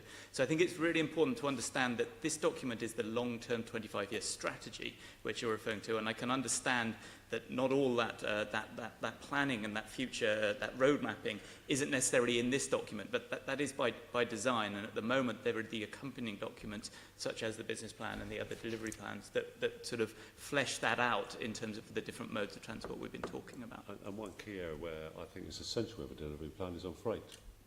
Because I think, as Val mentioned earlier, we need to raise our game in that area, and I think she's exactly right. I accept your principle, but remember, like, I can only deal with the information I have at my fingertips, and this is what we have now. And when I speak to particularly the young people I work with, the questions were when and how, when and how, when and how, and I just put that out there to you. You're aware of that, but I just want that on record, that many Londoners are concerned about how this is actually going to happen. Thank you very much. Thank you. If I can now turn to Dr. Sahuta. Thank you, Chair. I want to talk about healthy streets and walking. How is TfL going to determine whether a street has become a healthy street? What's your criteria and indicators for that? So, thanks. That's a very good question. As you know, we're embedding the Healthy Streets approach into both at a street level in terms of how we make the streets more enhanced and better, safer and more appealing for people to walk and to cycle and to spend time in that space into a public sort of realm. But also at a transport network piece, so providing the public transport and integrating those journeys into that network, as well as the strategic piece, sort of longer term developments. And I'm sure in the document you'll be able to see that we're assessing all of those against the 10 Healthy Streets indicators. So there are 2 core ones to that, which are making sure that pedestrians from, the pedestrians from all walks of life are using that space, as well as people choosing to walk, cycle and use public transport more, as well as the 8 supplementary sort of supporting indicators. So there's those indicators, but in terms of actually measuring the impact on this, there are 2 approaches that we've got at the moment. One is what we're calling, at the moment it's a draft, but we're rolling out and trying it on all the different schemes, which is our Healthy Streets Check, and that's about it's a desk-based sort of technical assessment of plans and schemes that are going forward. It has about 50 different indicators to, well, they're indicators measuring indicators, but if you see what I mean, there's sort of 50 sub-pieces of 50 sub-indicators which begins to look at each one of those schemes. So I can give you an example of one of those if it would be helpful, but one of them is, for example, one of the real challenges for cycling is left hooks, where you've got sort of traffic going around on junctions. Now there's a critical fail perspective of that. There's a sort of a basic level, a good level, a highest level, and guidance on what that makes sense in terms of producing within that. So at the moment that is draft. We're trialling that. We're looking that through all the schemes that we've got on at the moment. In addition to that sort of that slightly technical desk-based approach, we've also got much more of a survey, an on-the-street survey, which is a survey questionnaire asking Londoners what their perceptions of this is. Because, as you know, perceptions of this is important. It's all well and good that things look good on a plan, but unless people feel safe, or they feel that they want to walk in that space, or they feel like they want to actually spend some time in the space, it doesn't necessarily correspond. So while there are pros and cons of the 2 methodologies, there's an on-the-street survey and that thing. And I think so far we've done about 8,000 surveys of different Londoners on those in 80 different locations across the city. Mm-hmm. Now, obviously, there's issues around resourcing. We can't do this in every space. But I'm very keen that we have both that speaking to people on the ground, as well as that technical review piece to look at actually, are we delivering the healthy streets as they are? Then there are obviously the then there are the outcomes that we have to measure, that it's not just good enough that the streets technically sort of measure up to these standards and these indicators that we've got and people feel that way, but actually, are we getting more people walking? Are we getting more people cycling? Are we getting more people to use public transport? Are we achieving that mode shift? So there's a sort of, at the same time, there's an outcome indicator suite that we're developing at the same time. Great. I mean, you talked about that you want to see a shift in the modal shifting. At the moment, 21% of journeys are made by walking. Yeah. This is whole journeys are walking. Is there a target that you want to achieve, say, in the next 5 years? So at the moment we have a really quite, as Val said, we've got the ambition for that over the whole period of the strategy to get to 80% by 2041. But there is 2041, we want 80% people walking. So the mode shift would be 80% people walking, cycling, and using public transport in terms of journeys. Yeah. At the moment, I think there are about 6.5 million journeys walked every day within London. But disappointingly, it's almost, and I can't quite remember the figure on this, but it's around 50% of people in London don't walk over 200 metres a day. And so we do have an ambition on that to increase the walking specifically. We would like to see all Londoners walking for 20 minutes, maybe in batches of 10 minutes on a daily basis. What I've got the team doing at the moment is looking at, well, if this is our ambition in 2040, this is where we are now, what does that graph look like? And then, so what are those milestone peak points up there? We don't have those specific figures in terms of targets yet, but I think it is important that we've got milestones along that route. Otherwise, we won't know whether we're on track or not. But I think Just on the walking, I'm really glad you've raised it. It's been something, although there's 6.5 million journeys on a daily basis, it's still something that is undervalued. It's not talked about. The number of times I sort of introduced myself as walking and cycling commissioner, and there's a bit of a scoff or a snigger around the walking point, and they're saying, so what are you going to do to get everybody walks? You know, it's just a matter of putting one step in front of, one foot in front of the other. I don't agree. I think that it's actually a really critical thing that we do need to up the value on that in terms of how we help come up with specific plans for, you know, some of the specific plans for central London being a sort of first piece. Val and Mike both talked about the Oxford Street work, but we also have ambitions to improve Parliament Square for pedestrians and other areas.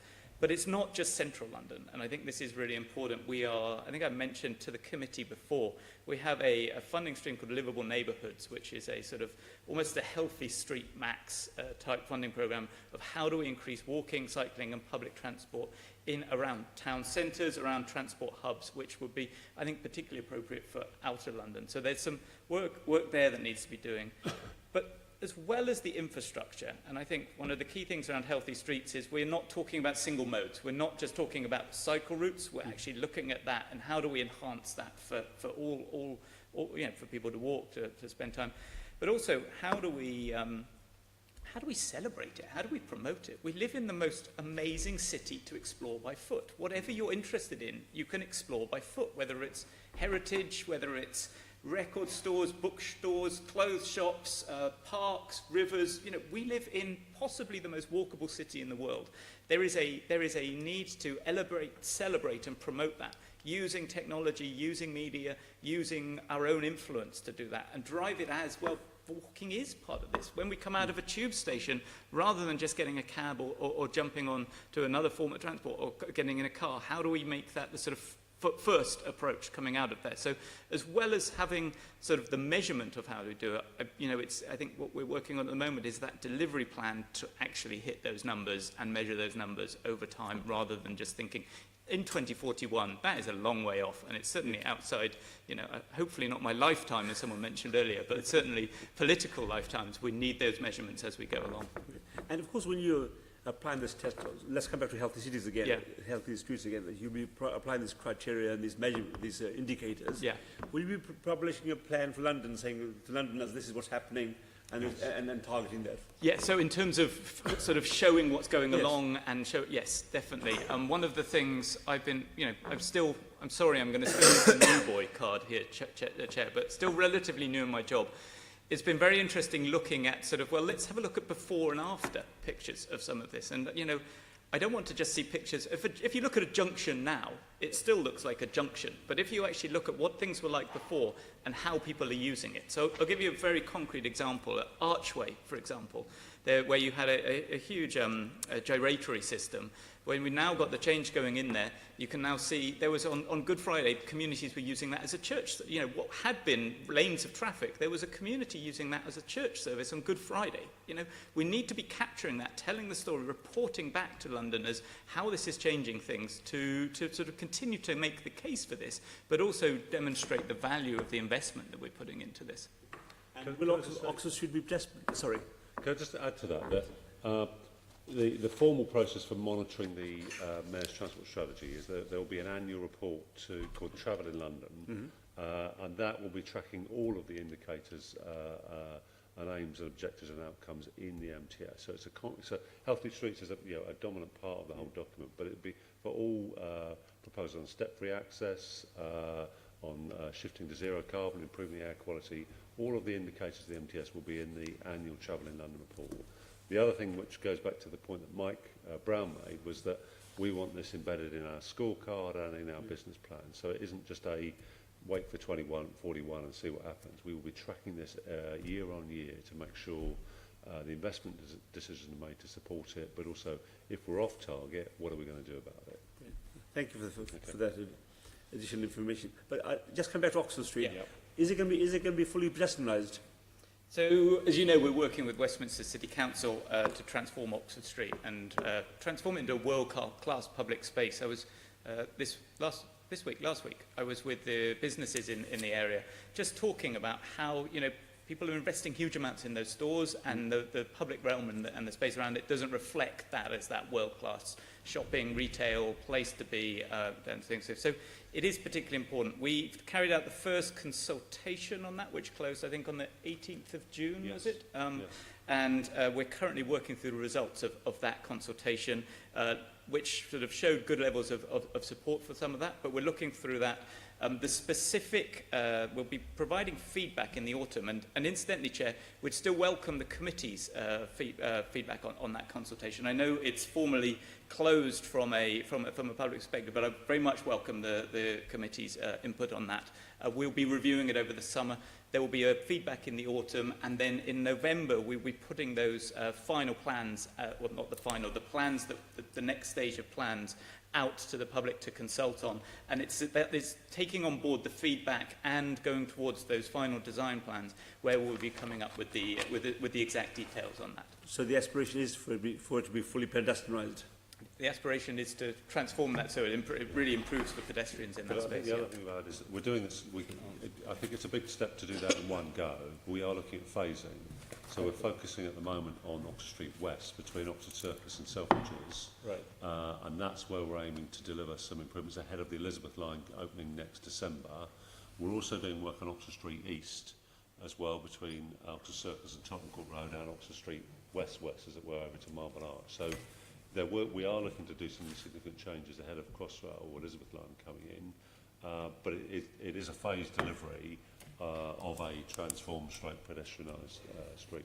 And Alec, can I just add one thing, just for sort of clarity, which I think is really important on the Oxford Street piece, that it's not just the street we're looking at. You know, the street is obviously the focus, but it has ramifications for the whole area and that whole district. And what we don't want is to sort of close down a street and cause problems. Actually, what we're looking at is a transformation of that whole area to enhance the area-wide piece for everybody who lives in that area, not just thinking about a single street. Thank you very much. Thank you, Chair. Thank you. Very good. Assembly Pigeon, you had a couple of questions. Yes, I wanted to clarify, in terms of walking and coming on to cycling, but will you have sort of separate targets for sort of inner, central and outer London, because they are very different beasts? Yeah, we're looking at that at the moment, and I think one of the things that does come out of the MTS is that it really is taking that area-wide approach. You know, central London has got that clear, you know, I can see where you've got that. So public transport, foot first, bike area is really essential. Inner London has has different characteristics, we see that, and then certainly with outer London again. So I think that you know, area by area approach is really important, both in terms of the targets, but also in terms of how the funding works and what that actually means. So whether that's redistribution of public transport routes, as we talked about earlier, or in terms of those targets. So we're still working on the exact targets over the whole period of things. I would want that to reflect the different areas in terms of aspirations, and maybe proportions of change, because we can measure that at that local level. How that comes about in terms of the final targets, we need to work that through in terms of what's technically feasible and what we can report on a regular basis. Okay, lovely. Page 277 of the document has got I did see it mentioned somewhere in here. I couldn't yeah, find 277 has got the end state. But I think one of the interesting things there is that this 80% mode share in central London, they're well over that already. The real challenge, as many of you all know, is outer London, and that's why a lot of you were questioning earlier on the bus network and healthy streets delivery as well. I think that's where a lot of this work is going to be most important. Okay, and how are you going to hold directors at TfL accountable for your target of all Londoners walking, cycling 20 minutes a day? They are going to.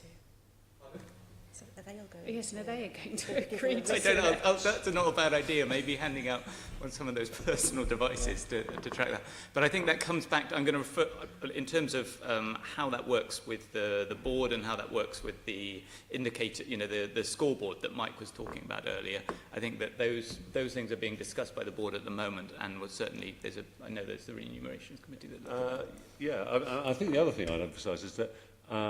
This is the mayor's transport strategy that needs to be delivered. You know, we have a fundamental role in delivering it, but it's much broader than that. It's the boroughs, it's working with transport operators, the public health agencies as well to encourage more active travel. So that one, I think, is a very interesting target, but it doesn't.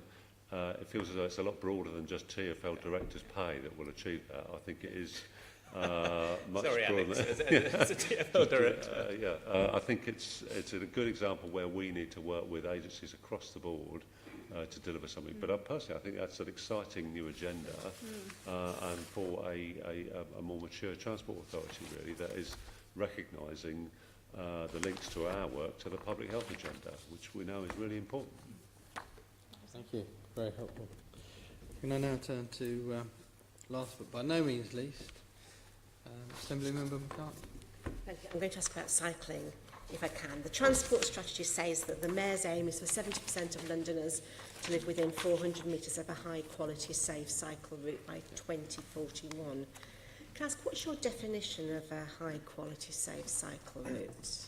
So the way that we're defining the high-quality safe cycling route is using the London Cycling Design Standards. So as you know, there's a toolkit of different design guidance documents for streets, which includes the cycling design standards, but also the streetscape guidance, sustainable drainage side of things, accessible bus, and the curbside loading side of things. So I think the quality comes from the design guidance, and as you know, that's something that is updated. So it was quite significantly updated in 2014.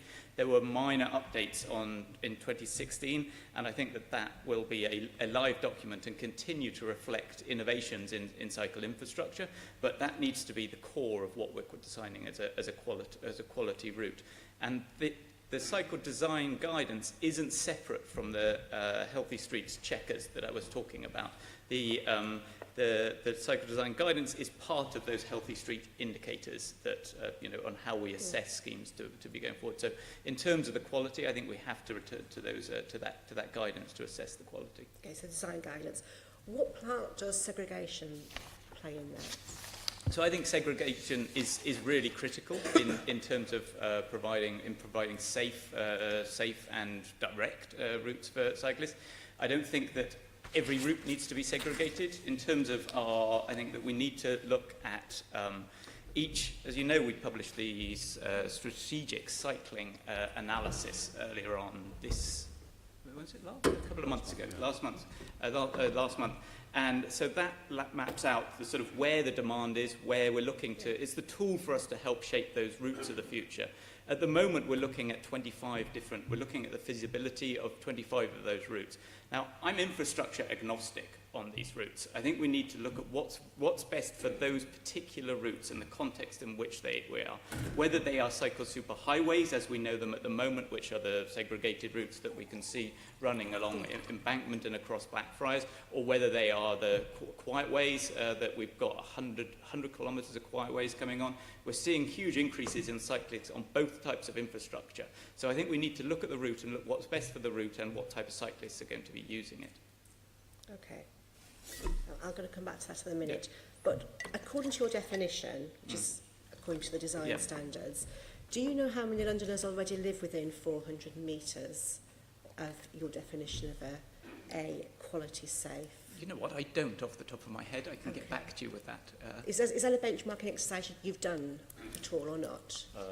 We certainly have for the bus network and that stuff, because I can't remember the stat, but I've seen maps of that. But I'm fairly sure I've seen maps of the cycling one as well, but I haven't got the percentage of population. I can get it for you later on. That'd be useful, yeah.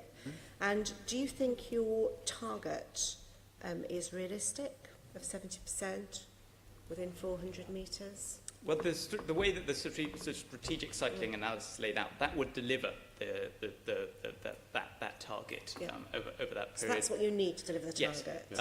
And I think it is realistic. I think if we're committed to sustaining the record levels of investment in cycling that we've got at the moment over this business plan, I would, as we see the cycling numbers increase, and we know that the population data of London is going to increase, cycling, walking is not going away as a gender item, and I would envisage that level, and the way that we're planning is for that level of investment to continue, so that we can continue to roll out the cycle routes that allow that to happen.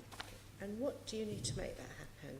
You've obviously got yourself, and funding. Yeah. But what else outside TfL do you need to happen? We need to work with the boroughs. We need to be working with residents and communities. We need to be bringing people along with them. We need to be working with local businesses. I think this is a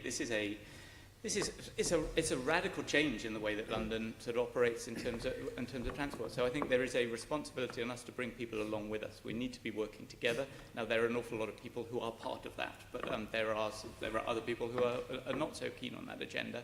And I think that that's where we need to be making the case. We need to be presenting the evidence. We need to be showing the successes that we're getting, and really engaging with people. I think rather than I go back to the point around the Healthy Streets agenda, which isn't just about cycling. It's about when we put in those routes, it's enhancing those areas for people who live in the area in terms of pedestrian facilities, in terms of crossing facilities, in terms of that urban realm and making it pleasant for a wider number of people in it. So rather than taking an idea of people moving through an area as a cycle route, we're talking about how do we enhance that area for everybody who lives in there, including cycling, including people walking around, including people, quite frankly, sitting in the street talking and meeting their friends. I've read a really interesting report on the importance of benches and how you arrange benches in public spaces to turn them into social areas where people will want to spend more time.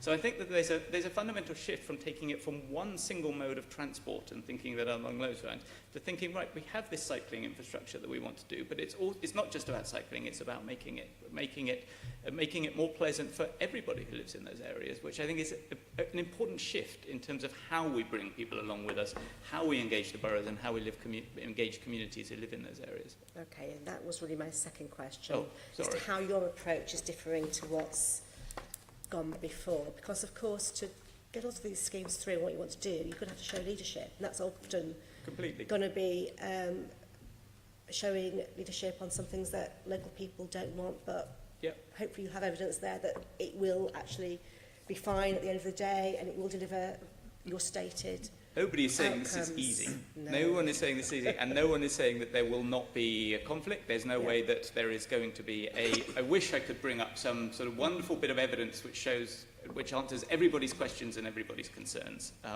But it will be about bringing people along with us, bringing more people along with us, having an alliance, standing up for what we believe is right. You know, this Mayor's transport strategy is ambitious. We've set down these goals. It's very clear that this is where the direction of travel, and we will be pushing and making sure that we are delivering to this. You know, there will be arguments involved in this. There will be disagreements. We need to stand our ground. We need to show that leadership, as you said. But we also need to do this in a way that brings people together and work together going forward. Good, thank you. And I think in Enfield, as you know, the Mini Holland scheme has had quite some vocal opposition. Yes. I think where it's now in place and the scheme, part of the scheme has been finished, there has been some favourable results as a result of that. But it has taken a long time to deliver, and the constant roadworks are causing concerns. I think that perhaps if it could be speeded up. Yeah, couldn't agree more. And so, and I'm well aware of the issues in Enfield. I know that there's been an awful lot of issues. I've been up there a couple of times now, and I know I'm meeting people there from there tomorrow as well. But I think one of the really interesting pieces in Enfield is there's been a lot of opposition from local businesses and a lot of understandable concerns around that's affecting small businesses. What's also interesting at the same time is now some of those roadworks have finished. We're finding other businesses saying the improvements that's brought to their trade. The flower beds in particular are very nicely planted. Long may they stay like that. I'm not quite sure that what's actually driven those benefits, but I think that the whole raft of measures there is really impressive. But to your point around the speed, how things get delivered, this is a learning process, and as we keep on going through this, we are improving things. So, for example, the work that's happening on Westminster Bridge, we learned from some of the challenges that came up in delivering some of the cycle superhighways in the past in terms of engaging people in the area, coordinating road works, how we manage contracts with contractors. There is an ongoing learning within all of this, and I'm very keen that there is that internal review of our processes going forward, but also that there's an understanding that once something is in, it isn't necessarily, that's not it for the next, until 2041. That as we put in new infrastructure, as we put in new types of infrastructure, we talked about the bus stop bypasses, which was an innovative piece. I think it's particularly important that those zebra crossings, where they're appropriate, do go in to enhance and alleviate some of the concerns that Assembly Member Shah was talking about. So we do need to be making sure that as things go in, we listen to feedback, we go in and we have those tweaks, we change those so that it works for people in the long term, and that we demonstrate that that is happening. It isn't that it's in, we're done, move on to the next thing. Good, and that showing of evidence is going to be really important. But can I move on to pedestrian and cycling bridges? Yes. The strategy says that the Mayor will promote these, although there's no specific proposal put forward, but it does refer to 3 potential cycling walking bridges: Rotherhithe, Battersea, Nine Elms and Lombard Wharf. Are you prioritising any of those? So we are prioritising Rotherhithe. We're prioritising the crossings in East London in terms of because, as we know, there is the density of crossings is much lower there. So we're working actively on the Rotherhithe crossing, and we will go to. We've got work on a reference design underway, and we'll start the formal procurement process very soon, probably after the summer. And there'll be an update to the board. Well, there has been an update to the board in June, and there will be another one in October, very clearly learning the lessons from the Garden Bridge. So the board are actively involved in this well before we go out to procurement through a very open, competitive procurement process. The other 2 that you mentioned in West London, where the density of crossings is much greater, we're providing technical support to the local authorities who are doing that, but they're very much led by London Borough of Wandsworth. So they've led the one at Nine Elms, and they're also working with a private sector provider on the one at Cremorne Wharf, that was what was known as the Diamond Jubilee Bridge, and we're providing support. So, for example, they asked for information with us on sponsorship, so we're providing that support to them to see if that would help. But not funding? Not funding, but it is technical support. Okay. Yeah. Whereas what Rotherhithe is a different issue. In the East, it's a different matter because there's a short. Yes. I know we touched a little bit earlier on e-bikes and talking about technology. There were pilots. How did they go? And is there a plan to add them to the cycle hire scheme? So there is a huge potential on e-bikes, and I think it is very, very exciting. People have been looking at this in quite a lot of detail recently, and people cycle further, up to 100% further on e-bikes. It takes out the issue of hills. It reduces, we've seen a reduction in car use, so car owners who own e-bikes use their car 49% less than they did before. There's a huge appeal to older people, to people moving goods around. We've seen people using as mobility aids. I was in London Bridge Station a couple of weeks ago, and I met a gentleman who was in his 80s, who was on his 4th e-bike. He got around London. He did 37 miles a day, he reckoned, on this e-bike, and he considered it as a mobility aid. It said it had changed his life in terms of the ability to get around the city. They're great. I saw somebody else pushing kids around on them, and I think there's obvious potential around cargo. I think Val alluded to one of the private sector companies using them for cargo bikes. In Deptford, there's a trial going on for a sort of final mile cargo e-bike type piece of work at the moment. And so I think in Western Europe, in Germany at the moment, they're selling about 500,000 of these a year. In the UK, we've got 30 to 40,000 of these a year. So what I'm looking at is how can we promote these and how can we get more people to trial them. Once you've tried them, and I don't know how many people have tried them in this room, I would recommend having a go. I was with the leadership of the City of London a couple of weeks ago as we launched something, and one of the councillors in the City of London, or the alderman in the City of London, hadn't been on a bike for a long period of time, tried out the e-bike and told me afterwards, I'm going to get one of these and it's going to be my way of getting around now. Once you try them, it opens up this huge potential in them. So I think it is a huge challenge in terms of embedding this in terms of the cycle hire scheme due to cost and value of money associated with this. What I'm interested in is working with industry to see what role can we play in terms of enhancing those trials, rolling them out to different groups of people, and actually letting people have a go on them and bringing that out. So I think I'm working on something with the team at the moment in terms of what role we can play in terms of promoting e-bikes, trying to unleash some of that potential in London. In terms of the hire bike scheme, particularly with the Santander hire bike scheme, it is just, the cost of that is not good value for money at the moment, and I'm not prepared to invest the money in that. I think there are other ways that we can look at working in partnership around the city that can bring those benefits to a much greater range of people throughout the city. And I think we can target people quite nicely with that approach, whether they are, is there a piece on targeting mums or older people, or people, speaking to people who work within the NHS who shifted, going from doing community outreach and using e-bikes to do that, and huge benefits to them in terms of their own personal health, but also the ability for them to do their jobs. So I think we can actually then target those trials, working in partnership with others to deliver that. Okay, thank you. Assemblymember Copley. Thank you. I wanted to ask quickly about dockless bike hire schemes. I wondered whether this would come up. So I saw you were quoted, Will, in the article I read about the O-bike, which is being put into Tower Hamlets. I'm quite fascinated by this, and also about what sort of TfL's view on this. So I might start with Alex, actually, from a sort of TfL perspective. Because, I mean, they seem to be quite disruptive in terms of the cycle hire scheme. Do they render the cycle hire scheme, redundant? Can I ask that Will goes first? Okay, we'll go first. Okay.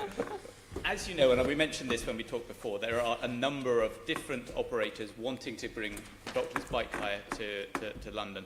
We need the dockless, I cannot say this more strongly, we need the dockless bike hire companies to work with us and with the boroughs. Yes. O-Bike showed up in London without consulting anybody. So we have been looking at the legal powers that we have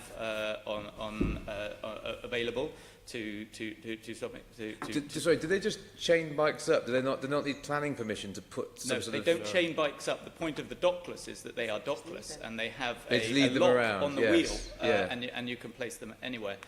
There are other... And you access them with your smartphone, is You that access right? them with an app. Yeah. The app shows you where they are. They're GPS rated. So Manchester have been rolling out a trial using another term called Mobike that is having some mixed results. This morning, I chaired a meeting with all the boroughs were invited, the Metropolitan Police, the Royal Parks, a number of other stakeholders. We had the lead from Manchester coming down to look at that. We are working on what a pan-London approach might be to this. We have got the powers to remove them if they're if they're causing any dangers or any obstructions. Up until now, we haven't had any complaints that I'm aware of, and I've asked the customer service team at TfL to continue tomorrow. But I want to reiterate that people need to work with the highway authorities if they are bringing this to London.